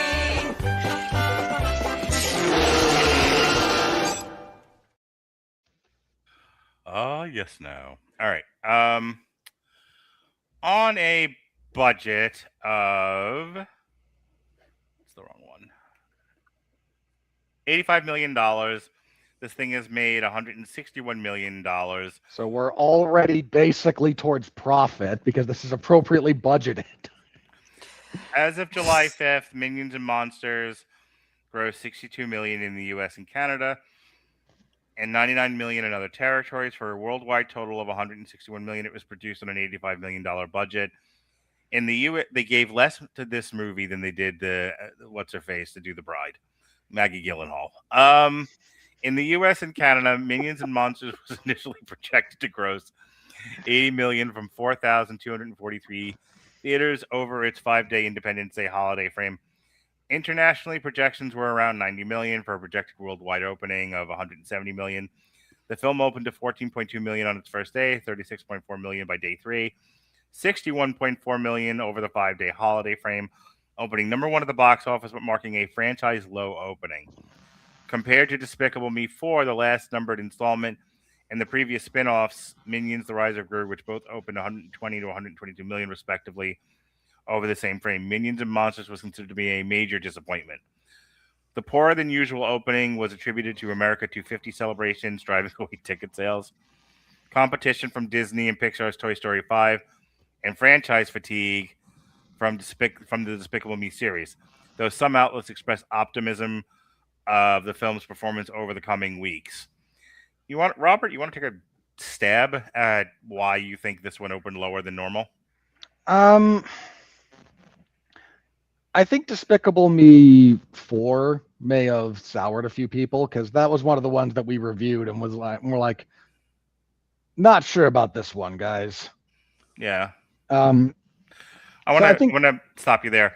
I've been thinking about Star Trek, the TNG movies, and how like you get Generations, which is the handoff movie, and then First Contact, which is a big event movie. It was a reason to come to the theaters, and then the next two are elongated episodes of the TNG series, and that's a problem that a lot of longtime movie franchises can't seem to escape, where they don't know how to make event movies anymore, and they just start making episodes of a television show that happen to be 90 minutes to 2 hours. I think, to kind of help you along with your point, and I'm going to tag you back in, I think that might be what's happening for a lot of people is we all have already well established. I don't want to repeat all the same shit here again, but we've already established that it takes a monumental event to get people to come to the theater for a variety of reasons, all of which have been documented over the last few years on this podcast and others. If something starts to look like another episode of the Thing TV show, they're not coming out for it. Your thoughts? Yeah, I think there's a little bit of that. It's also got to be deeply frustrating if you're part of Illumination that this movie, which is I think the most well-reviewed critically of the entire Minions spinoff, like not necessarily Despicable Me, but just of the Minions movies, this has the highest amount of like critical reception. Mm-hmm. And it's opening soft because the last Minions movie had a meme about showing up in formal wear to go watch it. Yeah, go ahead. Just wondering if opening up on, I know that this is we always talk about holiday weekend, but this was 4th of July weekend. It was on a Saturday, and I wonder if that maybe also contributed to that. People are probably more likely to be going out to barbecues and going out to watch the fireworks than going to watch a movie. Yeah, and especially for a big birthday, like 250 is a big number. Mm-hmm. I mean, I think they're right to point out that there was a lot of extra stuff going on that may have detracted from this. I don't think Toy Story hurt it that much. We've reached the point where the audience for the Minions movie and the audience for your average Pixar movie have less overlap than you might think. So I imagine that this particular holiday did take a chunk out of it. Franchise fatigue is kind of a real thing, and I think you hit the nail on the head a little bit, Mark. Like, this is a fine movie. It's going to make money. It's probably going to be a disappointment if you expected this to do $1 billion. Yeah, well, like I said, or maybe I wasn't clear about this. The studios thought it was a disappointment. Oh yeah, that's what I mean when I say like you. But but this is like with Lucasfilm in the Star Wars sequel trilogy, where it's like, oh, it's only going to get better, and they got progressively worse financially. It's studio executives. Their lives are very much whatever the last thing was. Like, their institutional memory is whatever the most recent thing happened. Mm-hmm. Going back to Supergirl for a second. Again, I may have hated the movie for a variety of reasons, but I'm allowed to. I'm not one of the man babies who are still not over the slights that they had to suffer over the last decade. I don't want these movies to fucking fail. But I'll tell you, studio executives are gonna. The true tragedy of the Supergirl movie is that people are gonna look at this and go, "Oh, girl movies don't sell anymore." No, you just keep making bad ones. You make bad assumptions, make bad decisions, and then a bad movie comes out. And the problem isn't that it was led by a girl. The problem is that everything along the way was shit. The girl was almost incidental. The girl was entirely incidental, apart from the fact that the studio scapegoated her by having her say stupid stuff. Yeah. On the record as a means of shielding them from actual criticism. So they're looking at the last Despicable Me movie or the last Minions movie and going, "Oh, this should make $1 billion. The last one did," without doing any kind of like critical thinking about the shape of the movie industry and maybe lowering expectations a bit. I mean, look, this is probably going to be fine. It's going to have, look, the Minions have always played well worldwide. They also historically have good legs because it's a short movie that your kids can watch safely and is funny, is well made. Like, this is going to hang around for a bit because it's appealing to an audience that you're not going to go spend 2 hours on Toy Story 5 with your kids a second or third time if you have other options. Like, this movie is going to eat Toy Story's lunch in the sense that this is going to wildly impact what it's able to reach. And Toy Story 5 has also struggled worldwide. It's a lot more heavily skewed American, or domestic, for want of a better expression. Now, I think this is the last animated feature for a while. Yeah, I don't think there's something else until, again, Laika's movie's coming out later. But after that, it's there another Pixar there's another Pixar movie. There's Hexed in November. Yeah, that was the other one. So I don't think there's another major release until November. Yeah. Here, I can take a look real quick. Right, while you're doing that, Minions was the #1 movie of the weekend. Toy Story fell from 1 to 2, had a 57.2% steeper drop in its third week. So Toy Story held on pretty decently its first week. Again, only around 55%. 57 of the 55. It's still holding okay. I expect to take a steeper drop next week for a number of reasons. Young Washington from Angel Studios debuted at #3. Let's talk about what happened here. Supergirl fell from 2 to 4 at a 76.8% drop. Like, I'm still getting Supergirl content on TikTok. And even like, so people are posting their reviews of it, and a lot of it's middle of the road. Like, I'm not getting as much of the thing that I talked about on my 20-minute fucking TikTok, which I will never do again. TikTok is not the platform for that one, Mark. Yeah, it's 22 minutes, maybe the appropriate length of time for a podcast, as Jesse tells us. But a 20-minute TikTok was a lot for me. Okay, so well, it is worth pointing out on August 14th we have Paw Patrol, the Dino movie. There's going to be a handful of I keep kidding my son about that. I'm like, look, don't you like Paw Patrol? He's 12, going on 100. Don't you like Paw Patrol? September 25th, we have Forgotten Island. Right. God. DreamWorks. DreamWorks saying, hey, we can do K-pop Demon Hunters. Watch. No, you can't. That thing's going to bomb fucking hard. November 6th, Cat in the Hat. November 25th, Hexed. December 23rd, Angry Birds 3. I just saw the trailer for that. May not bomb. So the point of it is, for the next couple of months, Minions has plenty of runway. There's no real competition. All right, so getting back to Supergirl. I talked about how 76% is catastrophic under the best of circumstances. Slow down there, Horsey. I talked about there's a phenomenon happening with Supergirl of self-identified messy girls identifying with the character and the mental math is, I see myself in the main character, therefore the movie is good. That is a huge chunk of the reviews that I saw. They didn't say it in such clean language because they don't have it. But that's basically the inference that I got. Like I'm looking at their reviews of this, and basically what they're saying is Supergirl was great. Supergirl did all of these things that I could see myself doing, and I don't understand why people don't like this. Okay, what you basically just said is I am a dysfunctional, dysregulated person, and I saw this other dysfunctional, dysregulated person doing really good things and being a decent person. Therefore, the movie is good. I would like to point out yet again, that is not how movie criticism works. That's just projection. Having said that, that even seems to have gone away now, and it's just a lot of people going, it was okay. Like, a lot of people like not understanding where all the hatred's coming from, which is its own separate topic. But definitely there's a lot of like, I liked the actress. I liked Lobo. The aesthetics, the visuals suck. Overall, it was okay. There's a lot more of that going on.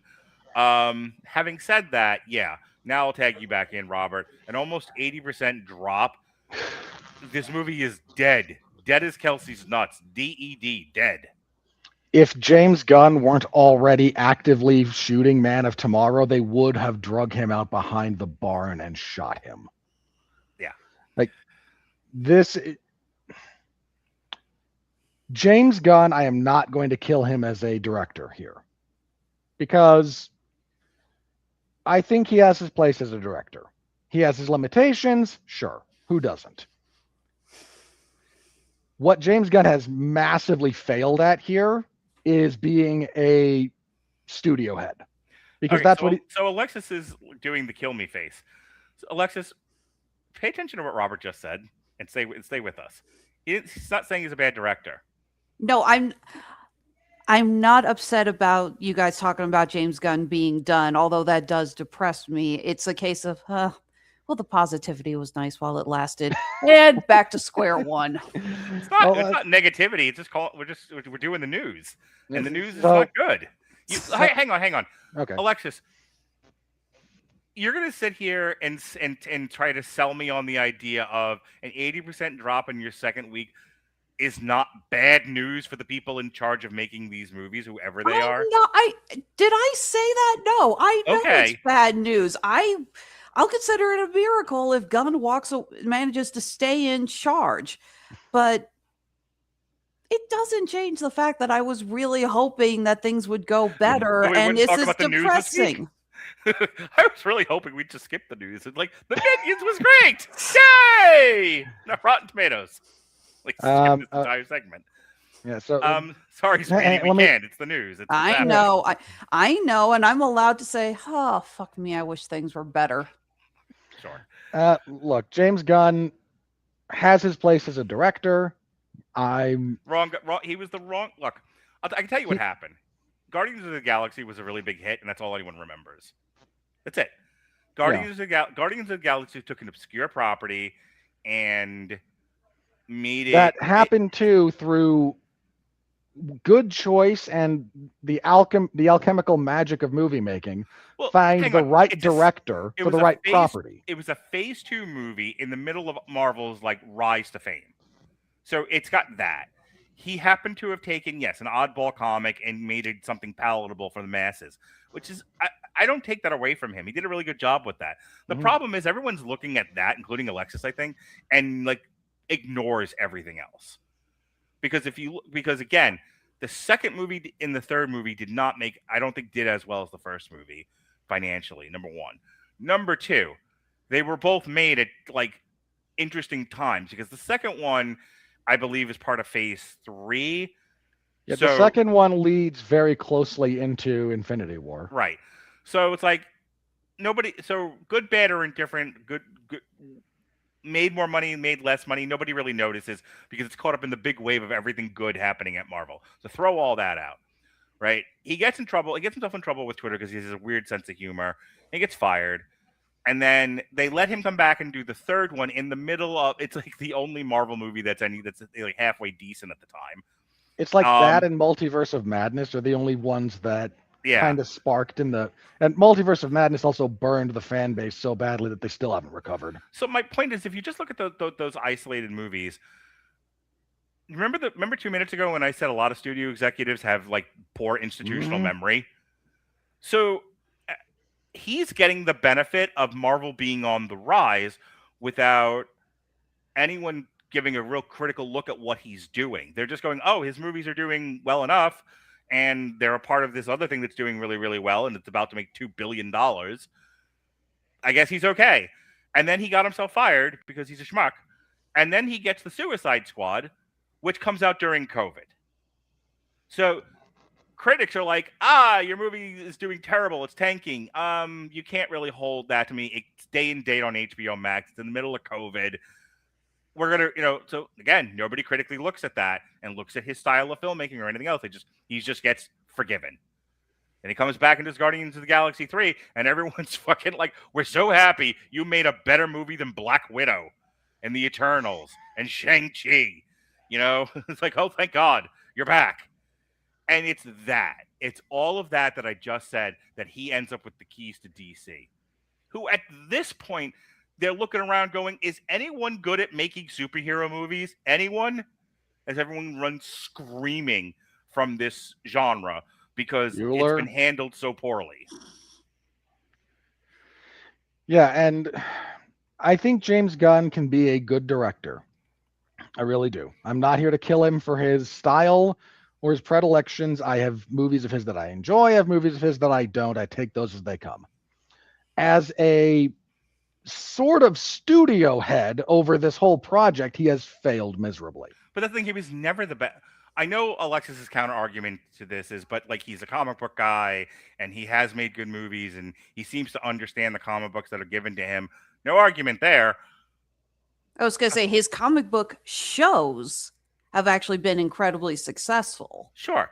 And I'm not taking that away from him, but there are people I bring on this podcast because their expertise in a certain subject matter or their enthusiasm for a particular thing makes them really good talkers on that particular show. Would I have them help me run this? No. It takes an entirely different set of skills to do what Kevin Feige did with Marvel. Oh, and by the way, Kevin Feige had help. First, at least through half of that. Yeah, I think it was like Ike Perlmutter who had him on a leash. Perlmutter, and the MCU started falling apart the more Feige got involved. I don't think that's an accident, but I also don't think it would be as successful as it was if you just take him out of the equation either. Right. So the tension. Oh no, it was a collaborative process. Yeah. Who'd have thunk it? So I think if you go listen to like the Midnight's Edge videos on like the Rise of Marvel, there was a committee. This committee was running the show. That's when Marvel was on the rocket ship to success. And then, as if nobody reads this stuff, nobody pays attention over at Warner Brothers. No one's paying attention to why are things successful. There's no critical thinking involved. They just go, oh, the guy that made the good movie, we should put him in charge because he's available. Like, if you're asking why I spent time on this, why I'm using the failure of Supergirl to point all this out, it is because people in charge of like $1 million companies, $1 billion companies shouldn't be this bad at making decisions. And if I can figure out this along the way, why are people who make 10 times my salary, who are in charge of running a studio, making decisions like put the guy who made Guardians of the Galaxy in charge of this entire company? Like, there are certain skills you need, and he doesn't have them. How do you not know that? How did this fucking interview process go? I'm going to give you the last word on this, Robert, and then we can just move on. To somewhat give the studio executives a small benefit of the doubt. As small as I'm going to do it, but I'm going to give them a very small benefit of the doubt here. Robert Winfrey for the defense. Here's the sequence of events, okay? You have Zack Snyder doing kind of godfathering this at first, right? Yeah. Which falls apart due to personal tragedy. Mm-hmm. No one could have... Also lack of success. But hang on. If you really want me to unpack that, allow me to do so very briefly in response. Well, I say it was also Warner Brothers leaning on him to speed things up. There's a lot going on there, but Zack Snyder, his game plan was kind of as follows. Okay, I'm in charge of DC. I'm in charge of the DC superhero comic properties. How are we going to do this? Well, what do we need? The goal is to get to a Justice League movie, right? This is clearly the goal. So what do we need for a Justice League movie? Superman, Batman, Wonder Woman, primarily. At least one other member of the Justice League, and then we can finish the fifth one throughout. Settled on Aquaman for that role. Okay, it's a choice. Could have gone with a number of ways. Aquaman is not the worst thing you could have done there. But take 3 of the big guns, get them up and running, then get to your team-up movie. This is Marvel Phase 1. This should not be complicated, right? It's complicated by a couple of things. One, some of Zack Snyder's predilections as a director being a little bit divisive. Fine. 2, Zack Snyder having to step away from the whole project. But Man of Steel made money. A little divisive, but it made money. Okay, yes, Dawn of Justice has serious problems. You will never hear me say otherwise. It still made money, and it still did part of what it was supposed to do. If you're curious what some of what it was supposed to do, it's to set up for Justice League. It's also to set up the interim, because between Dawn of Justice and Justice League, we get Wonder Woman, which is successful and somewhat beloved. We were very complimentary of it. And Aquaman, which makes $1 billion. Like, let's not pretend this is all going badly. Then there's not enough oversight for Justice League, and Zack Snyder has to step away. Then we hire Joss Whedon, and we get what we get, and then everything goes off the rails because then Whedon. Hang on, it's important to note this. Who had just come off the very successful Age of Ultron, at which point he's brought in to turn Justice League into an Avengers movie. Yeah, so Zack Snyder's got a vision. It's an artistic vision, which is to say there's a bunch of people who don't like it. But there's a lot of people who do. So that's kind of where you want to be a little bit here. Then he has to step away. Then we bring in Joss Whedon because he did the Marvel thing.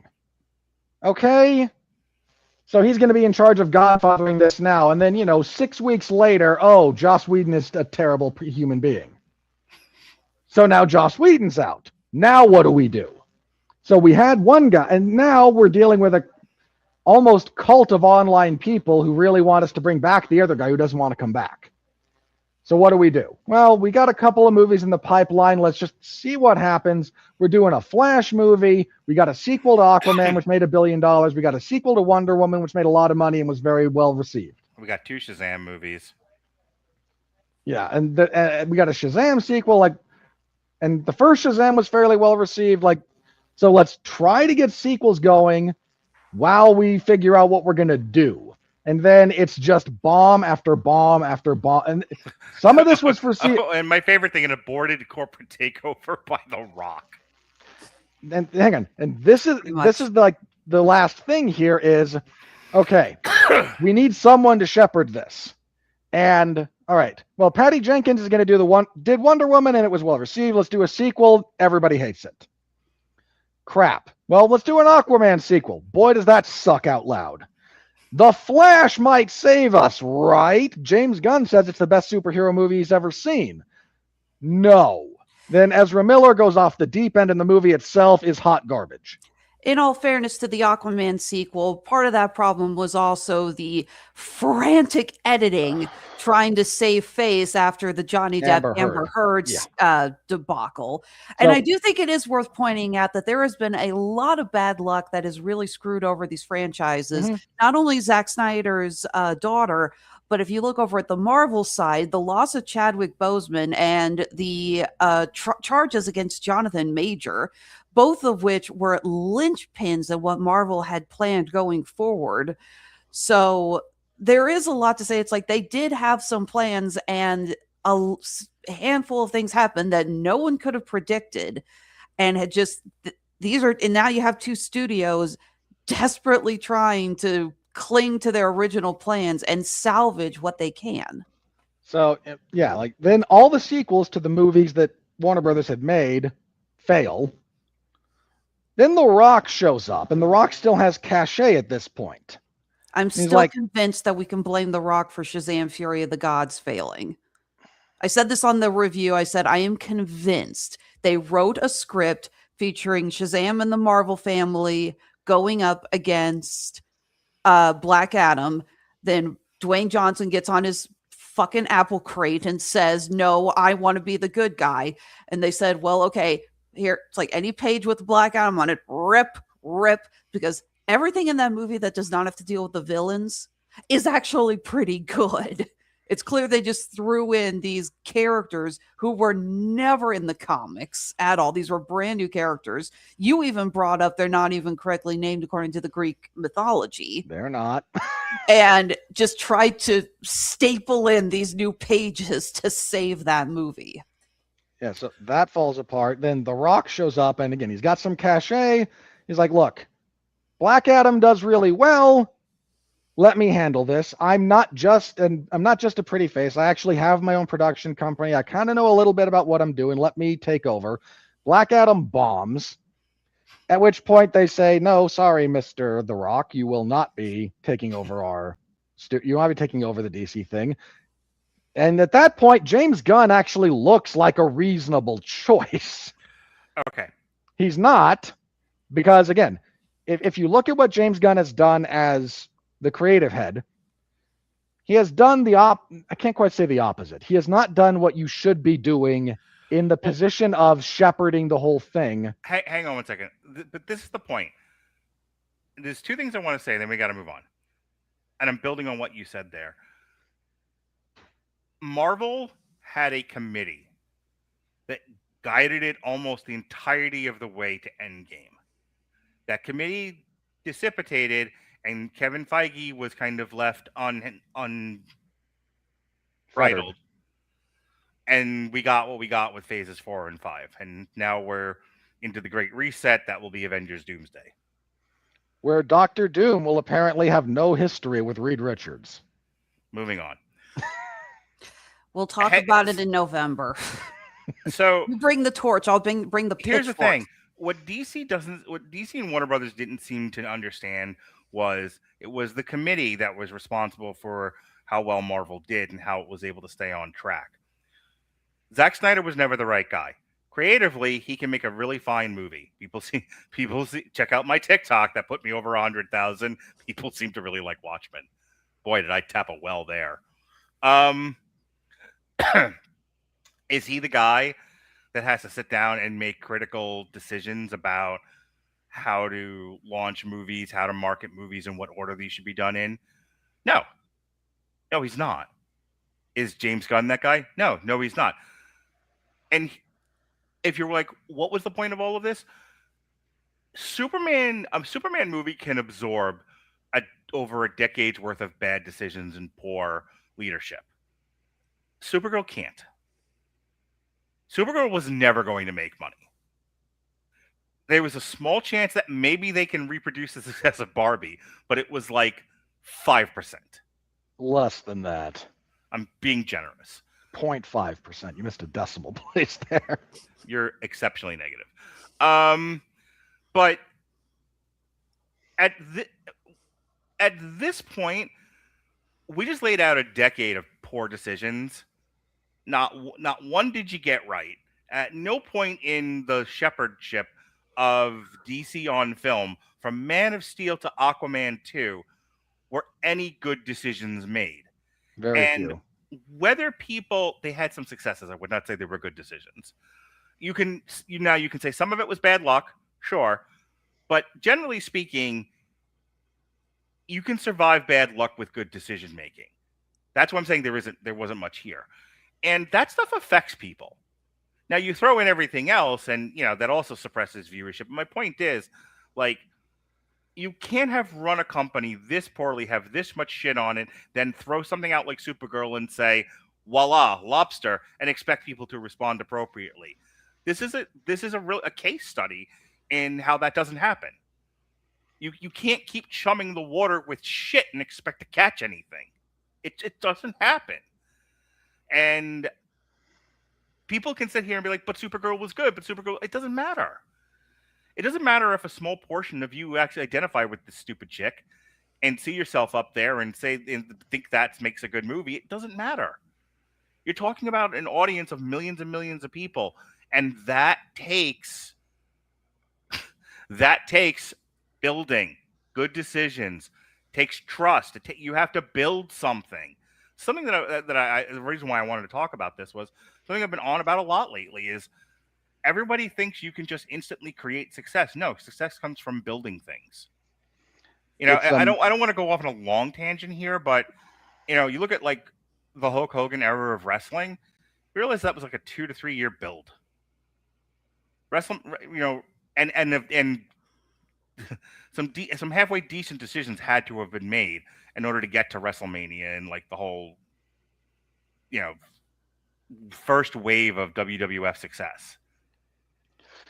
There was a lot of stuff that had to happen, a lot of good decisions that had to be made, and a lot of building and a lot of trust that had to develop in order for that to be successful. And then, sure, then you have, you know, the success of the WWF that we know today.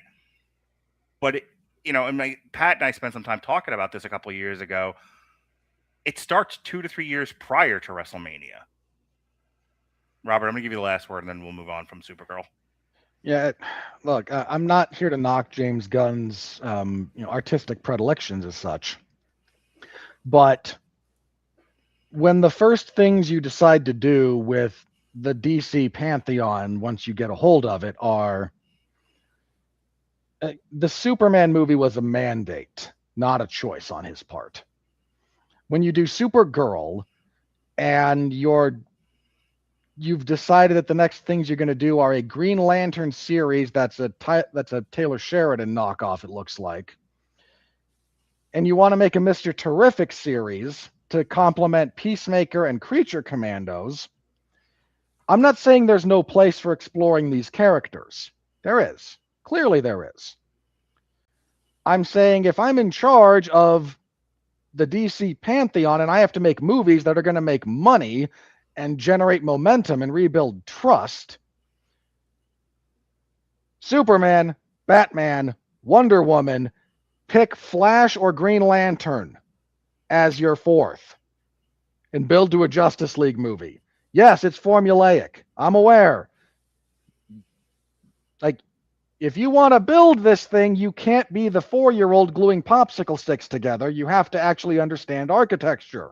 It's a good way to put it. All right. Disclosure Day in its 4th week stayed at number 5. Obsession dropped from 3 to 6 in its 8th week. Backrooms dropped from 6 to 7 in its 6th week. Jackass in its 2nd week fell from 4 to 8. And had less of a drop than Supergirl. It did. Point that out. Scary Movie somehow. Scary Movie dropped from 7 to 9. The Invite opened up in a bunch more theaters. Yeah. And jumped from 19 to 8. Masters in the Universe fell out of the top 10 to number 11. Boo. Star Wars fell out of the top 10 to number 12. Yay! Michael dropped from 12 to 13. Mary Oliver, Saved by the Beauty of the World, debuted at 28. Sherman's March, 30. That was the weekend that was worldwide.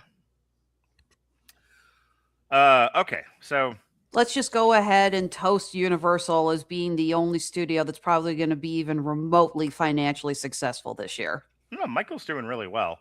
So Super Mario's over $1 billion. Michael's at 991. What studio released Michael? Lionsgate. Thank you. Lionsgate's still around. The Notre Dame Irish fucking studio. Come on, just scrappy. They are out there fighting. For some reason, they're doing another Hunger Games movie. Because the last one made a little bit of money. Is this one? Did she write another book, or are they just?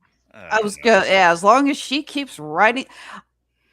You know what? I'm actually like 90% certain she sold the rights before she even finished those books. This one is the story of the games that Hamish wins, because we need Hamish's backstory. Of course we do. I don't understand any of this. Toy Story 5 is at number 3 with 763 million. Can't knock the hustle, baby. The problem is like that should be seen as a bit of an underperformance when it's all said and done. It's not gonna get past Michael at this point, I don't think. I doubt it. Project Hail Mary's at 683. Devil Wears Prada 678. Pegasus 3 656. Obsession 403. Oh, little Obsession. Oh, scrappy Obsession. You know, the more ridiculous the top end of the studio system gets, the more directors are just going to look at, hey, can I get, $3 million to make a horror movie? And you're going to get some really talented examples of that over the next if they throw, I'll make Damn You Hollywood the movie. Throw me some money. I'll have fucking, I'll have, my one black actor friend wander around fucking hallways screaming about movies. Just guy just walks past the screen yelling "fuck James Gunn." Like, it'll be great. It'll be 2 hours of that. People will love it. Mark, if you want to pitch Damn You Hollywood the movie, I insist on being able to help you with the screenplay. No doubt. All right. Yours will get flags for your copious use of large language models. Fuck you, asshole. Hey, I don't even begrudge you doing it in the way you do it. I'm just saying you do it for that, and suddenly the mob would be at your door. Just hire Dorian and call it a day. No, that'll never get done. Hoppers 372, Backrooms 349, and Star Wars knocked fucking Wuthering Heights out of the top 10. Boo! At 331. Yeah, but dude, Mandalorian and Grogu is a colossal failure. Yeah, of course. So are we officially doing movies that are doing worse than Mandalorian and Grogu, or are we keeping with what it was and movies that are doing worse than The Bride? Well, I'm looking to see where things are. Supergirl is at 27. Ow. Between The King's Warden and Send Help. Master of the Universe is still ahead of that at 25, but underneath Mortal Kombat. Minions and Monsters debuted in the top 20. Yes, it did. Number 19, right behind Goat. Let's see. For a while, we were doing Here's All the Things doing worse than Iron Lung, because Markiplier. So The Bride has fallen to 62. Between Holcomb and Stray Kids at 24 and 23 million apiece. I'm never going to get over The Bride costing more than Minions and Monsters. That is the funniest thing in the world to me. Make responsible decisions, Hollywood executives. I'm in your corner. Please do better. I'm willing to give The Bride a pass on one note, and that's probably Christian Bale's paycheck was probably a little on the high side. I hope he enjoyed every penny of it. It'd be funny if they paid him scale because it was like a first-time director thing. Or he made a terrible decision to forego most of his salary and take points on the back end. Oof. Ouch. Again, I don't know. Didn't we say in the review that his acting was one of the few good things in that movie, though? You said that. I didn't agree. Putting on the Ritz. Well, our review of Christian Bale's acting in that is he was not actually directed. So every take is him doing something as different as he possibly can from the last one, trying to find a center for the character when Maggie Gyllenhaal is just looking at him going, great, keep going. Yeah. Like, Yeah. I need direction. Hell, we admitted the best scene in the movie we're both betting was probably improvised by him and Jesse Buckley. I'd assume. Next weekend is Moana. Which, good grief. Have you seen the tracking numbers for Moana now? No. They have lowered the estimation again. I am not forcing myself on that one. You two are on your own. Show up here, but you don't come to the Disney one? Wow. I can only handle so much, and I cannot handle Dwayne Johnson in a bad wig. It's tracking to bomb in ways that will make the Japanese duck and cover. My kids and I were talking about this, remaking in live action Cinderella, Beauty and the Beast, everything up through the Disney Renaissance made sense to us. remaking something live action from the last 20 years did not make sense to us. And like this Moana thing seems to have just come from a lizard brain place. And I see the it's last called 20 minutes Dwayne of our Johnson's discussion. lizard brain. Well, hang on. I think there's two things really working against Moana. But Only two. Here's the two biggest. One, Lilo and Stitch, which I think burned a lot of people in ways that the box office didn't reflect, but we've seen kind of take hold. Two, Moana 2 came out 2 years ago. Mm-hmm. If there's no Moana 2 and you do the live action, I think it's received better. But we were just here. We were just back in Moana land. Like right, you can see it in Wave. Like the original Moana is still, maybe you could argue, too close. At the same time, it's still, Moana was what, 2016? I'll tell you what they should have done. They should have done The Princess and the Frog. Yeah. Objectively, yes. That could have been good. I still say they need to do Black Cauldron or Sure. Sword in the Stone. But I mean, if you want to stick with like Disney princess stuff, that's recent. Don't do Rapunzel. You do The Princess and the Frog. That is screaming live action. And you don't have to race swap any of the casting. Yeah, really. We're gonna do Black Rapunzel. We're gonna do Black Little Mermaid. Hey, how about the Black movie? How about that one? Fuck them people. Yeah, you could actually just do that. Sorry, I'm still convinced that this movie, that Moana, is happening because Dwayne Johnson, put a bug in Disney's ear and said, I want to do. I refuse to believe that he wasn't a driving force in getting this thing made. I'm sure he was. People really should stop listening to Dwayne Johnson. He doesn't have good ideas. Like, he may be a successful businessman. He may have some good impulses where that's concerned, but he's not an effective creative person outside of anything dealing with his personality. He's not somebody who knows how to lie down and say, okay, let's not make this all about me. Everything in recent years, I mean, what was that Christmas movie that Amazon did? Red One. Yeah, and didn't we joke about how that was supposed to go straight to Amazon Prime, and Johnson Looks actually, like it. and Johnson was like, I don't do Prime movies, I do theatrical movies. He is unable to and demanded to be shot in IMAX. Yeah, he is unable to accept that, every project that displayed he's on involved IMAX, with doesn't not have to shown on make him look glorious. Mm-hmm. Right.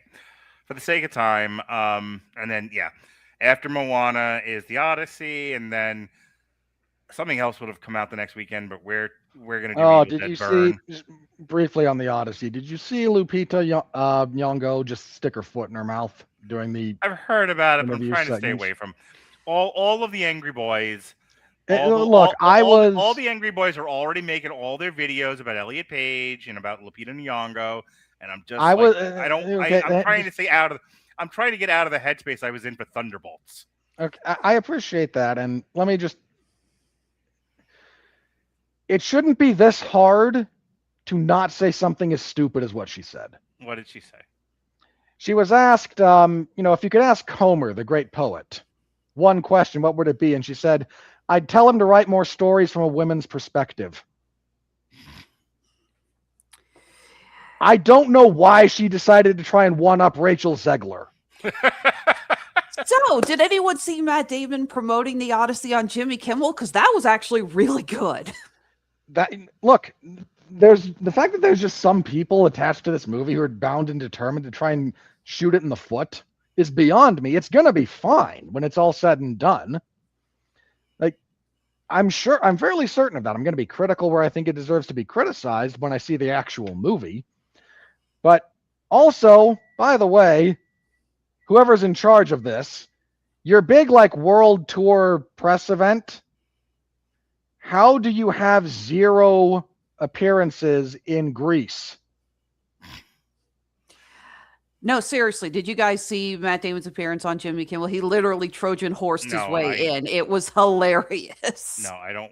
If it doesn't show up on my TikTok, I don't watch it. Late night television is a wasteland, and Jimmy Kimmel is. Fuck it, Alexis. Hey guys, you like this thing? No. I'm trying. Okay, I am. I don't know why. I don't know why you try. I don't know why I do either. You were the one who said this was a toxic relationship. Look, I'm just saying. I would love the Odyssey to succeed. I really would. I wish there were. Again, how is it this hard to media train people to like not be stupid? Hey, do you remember the last 30 minutes or so where I was talking about the history of DC and Warner Brothers? Yeah, I get it. At this point, Christopher Nolan's about to buy out Warner Brothers. Like, they're going to owe him enough money at some point. All right, with that said, here's the critical. You broke Mark. Here's the critical review. Are you ready? No! I said, are you ready? No, God! No, God, please, no! No! No! No! Alrighty. Hibbity. Okay. All right. Yeah, 90% on the tomato reader, 75. I'm actually surprised it's that low on the audience one, but all critics is 90%, verified audience is 75, all audience is 71. It's pretty negligible difference. If I suppose I should say this, if it deserves to be said,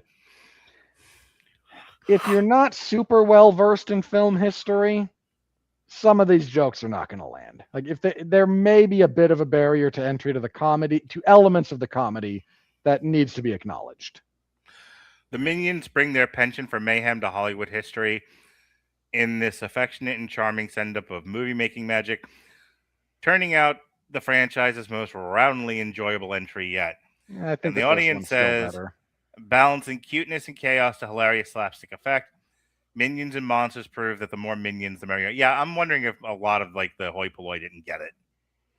Well, let's find the hoi polloi. Well, we don't read the hoi polloi; we read the critics. There's enough. Let's not pretend a bunch of the critics aren't the hoi polloi at this point. It's fair. I had to explain to Erica what hoi polloi was, and then after that, so really quick, I had to explain to her what hoi polloi was. And that then doesn't surprise me. It shouldn't. And then like alongside that, so I recently had a TikTok blow up. I'm actually in the creator fund now. I have finally achieved my goal. It took me a year. Woo-hoo. Thank you. No support from anyone. Mark's title for that one is almost cultural appropriation, and I feel like that's kind of what so critical appropriation. I did this thing about the Watchmen. It's at 112,000 views, like zillions of comments and likes. Yeah, I did really well with it. Side note, when are we going to get the Watchmen TV series on Spotify? The fuck you talking about? When we reviewed the Watchmen TV series for TV Party Tonight, I tried searching for it on Spotify. It's not on there. Should be. So I'll talk to you about it after. So anyway, so then I have all these new followers now. So like, I have like 15,000 followers, all this other stuff. Like my TikTok is finally starting to really see some growth. And Erica happened to look at like all of these new followers that I have, and she's like, "Are you going to follow all of them back?" And I'm like, "No." And she goes, "Why?" And I say, "Because you don't go to the hoi polloi. You don't lower yourself to the people following you. You have to stand above them. You have to be above them so they come to you. Scarcity creates value. I start following all these people. I become just like them. I'm not valuable anymore." She's like, "You are a fucking snob is what you are." And I said, "Yes, but also what I just said." So I just thought that was funny. It's worth pointing out a decent amount of those followers probably don't actually make their own content. And there's nothing wrong with that. I'm not saying Fucking everyone. Jesse, what the fuck is hoi polloi? That isn't even how you spell it, pal. That's not how you spell hoi polloi. What is that? What are you, comic book It's characters? misspelled. How do you spell it? Actually, I'm curious. It's Hoipoloi, hoi polloi. Oh, so it's like a Hawaiian spelling. I get it. Yeah. Anyway. Feel free to Google it if you want to know what it is. Ranking member of the hoi polloi, Kevin Marr of the Times, UK. About to have his job outsourced. We get a host of monsters conjured from a spell book and a Klaatu-like alien invader straight out of The Day the Earth Stood Still. But villain parodies are what the series does in its sleep. Notice that he doesn't use the correct usage of the word Klaatu. He's also just whining that the movies are doing what they're trying to do and not. He desperately wants to find broken down old minions on an island drinking blue titty milk. Rick Bentley of KGE-TV, Bakersfield. The film is loaded with recognizable names as the voice talents, but none gives the film any special audio zip. This is a guy whose appreciation of animated projects never matured beyond, hey, Robin Williams is the genie. Oh my goodness. Oh, holy How did you let this happen, Robert? I'm not in charge of Jeff. How did you put Jeff back on a leash is what you're going to do. Jeffrey Harris of 401media.com. former friend of the show. Really? Unfortunately, this is what severed it. Unfortunately, Between giving a perfect score to Toy Story 5 and this, yeah. Unfortunately, the multitude of disparate subplots and characters drags down the more emotional, compelling story of James being the artistic black sheep and his tribe who wants to create a cinematic masterpiece. We watched the same movie. Yeah, no. He really freaking hated Dort. Well, there's some of that. There's also, I think Jeff is at the phase of his criticism where he wants to see all the special things be special. I'm convinced it's why he loved Toy Story 5 so much was, oh, Bonnie got her happy ending. Which, again, as previously stated, I don't care if Bonnie lives or dies. Speaking of not caring if he lives or dies, Josh Bell of The Inlander, Spokane, Washington.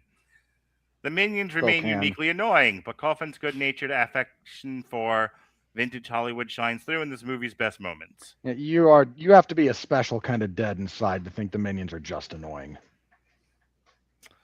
Again, probably someone who just sees them as how much they're merchandised and immediately decides, you know what, I hate them because they're sellouts. Even Amy Nicholson got it right.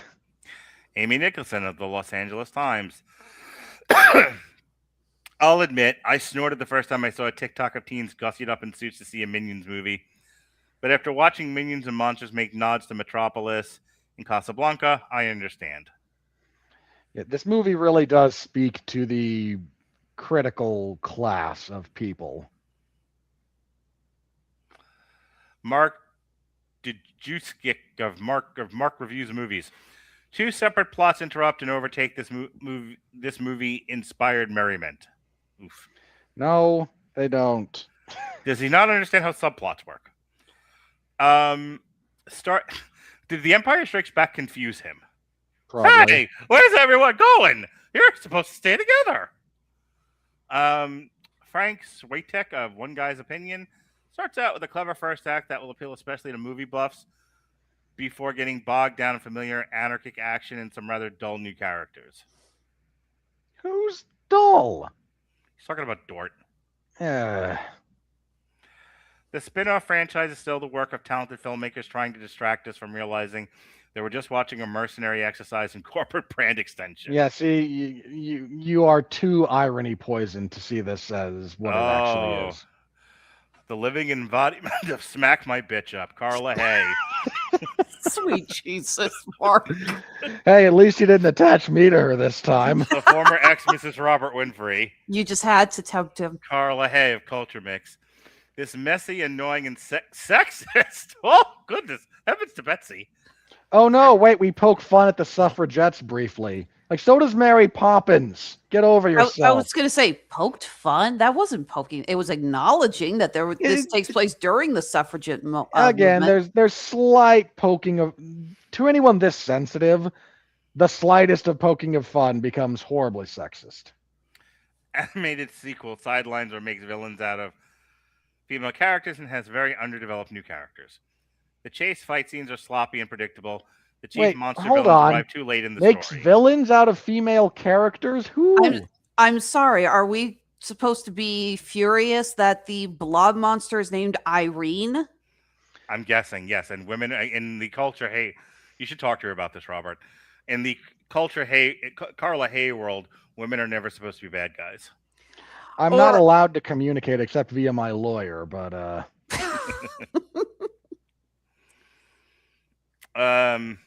Mark Kennedy of the Associated Press. Minions and Monsters is about the sheer greatness of movie making, and it's a navel-gazing misfire. Yeah, see, no. Few industries, maybe journalism, sure, is as enamored at making its profession seem heroic. Okay, wow. I appreciate the shot at journalism. It's very true. Babylon was overly navel-gazing. This is a genuine celebration of the art. Like, they're not the same thing. There is a certain type of critic out there, and I can see where people think this is us, but like, again, then there's this show or Project Hail Mary. But there's definitely a certain critic out there that is very agitated by the idea that there might be like frivolity and whimsy in the world. That's true. And that's it. And that's all. All right. That is our review of Minions and Monsters this week, Thursday. And our critique of Warner Brothers as a studio. Yes. This Thursday, myself and Jesse are getting together to watch K Street, which is only available on YouTube right now. It's been a while since I've watched it. Like when I first watched it when it debuted on, I think I watched it when I moved to Miami, and so that was 2005. I don't remember how far into the show I made it, but now that I've watched it in its entirety and I've binged it, I have thoughts. This was an interesting. Do you like your Steven Soderbergh there, Alexis? You like your sex lies and your videotapes? Huh? You like your Ocean's 11s? Huh? Sit down, Mark. I asked you a question, dummy. Do you like Steven Soderbergh movies? I liked Ocean's 11 and I liked Ocean's 13. Mm-hmm. Ocean's 12, I'm sorry, I will never forgive it for that stupid Julia Roberts plot thing. That was... I don't know what that was. Okay. It was too stupid to be meta. So outside of the Ocean's movies, you're not real familiar with Steven Soderbergh? I've watched a couple of them. I watched most of Magic Mike, and I remember thinking to myself, okay, so the scenes in the strip club are like really well shot and really well done. And then the scenes where it's just Channing Tatum and the other guys talking is still focused, just like, wide shots with barely any focus on the characters. I'm like, so did they just get two separate directors because Sonberg didn't want to film the Soderbergh likes to make everything look like a documentary. Yeah. So we'll never forgive him for continuing to employ Zazie Beetz. You still haven't seen They Will Kill You, have they? Or have you? No, but he's talking about when we reviewed Kimmy a few years ago when we were looking for things to review. That was fun. Anyway, terrible movie. Steven Soderbergh did this experiment called K Street that I'm going to subject Jesse to, so that'll be a fun time. Poor Jesse. This Sunday is the Metal Hammer of Doom. We're looking at Tarja, Frison Noir, and then we're back next week for Moana. It's just for me and Robert. And then a week from tonight, you're welcome. It'll be myself, Alexis, Andrew, and David, presumably. We'll see who actually shows up. And we'll be looking at The Bear Season 5. Oh, The Bear. Goodbye, Bear. Sad Bear. It burned the risotto one too many times. It certainly did, Ollie. The crushing weight of the ticking clock finally got to it. Alexis, go ahead. As it will all of us eventually. Go ahead and do your plugs. All right. In addition to doing The Bear, we've got a couple shows that we're working on getting on the schedule, including House of the Dragon, which is in the middle of its third season. Just last week, Jesse Starcher came on to review The Amazing Digital Circus with me. Sean Comer was supposed to join us. He got sick and had a bout, so it was just the two of us, which ended into a very interesting discussion about the powers of an AI overlord and dealing with your own trauma. So very deep discussions all around. Fun time with that. Influenced in no small part, I assume, by Jesse's frustrations with Suno in the last episode of Sessions. Yeah. Well, We actually didn't talk about that. We did have to, it killed me though. We did have to delay the show 45 minutes because Jesse was literally watching all of it that day and he didn't realize the final episode was an hour long. So I like getting close to 8. I'm like, are you ready to go? He goes, no, I'm still watching it. So, but yeah, go ahead and go check that out. And as far as the plugs that pay me, Honeysuckle Rose Creations, where fashion meets fandom at the intersection of geek and chic. We're in the middle getting ready for our big convention run here in August. So it's going to be Comic-Con Nebraska in Omaha. KC Crypticon here in Kansas City. That's our local horror convention. And Colorado Springs Comic-Con. I never miss that. Of course, our stuff is still up on Etsy and Handmade at Amazon. And hey, if you are in Columbia, Missouri, head on over to Hexagon Alley. We're going to be sent. We have a deal with them. They are one of our wholesale clients, and we are sending them a huge order of new stuff. Going to be coming in here before too long, including big batches of Clue and Monopoly jewelry. As always, you can follow us on Facebook, Instagram, Blue Sky, and TikTok. That's Honeysuckle Rose Creations, the intersection of geek and chic. all right, Robert, do your thing. You can find me covering mixed martial arts and professional wrestling over at 411mania.com. WWE SmackDown on Fridays. This last SmackDown was not very good, but that's what happens when you have to tape it after an episode of Raw and you don't have enough material. So hopefully this week we get back to normal, which is to say maybe something watchable would be nice.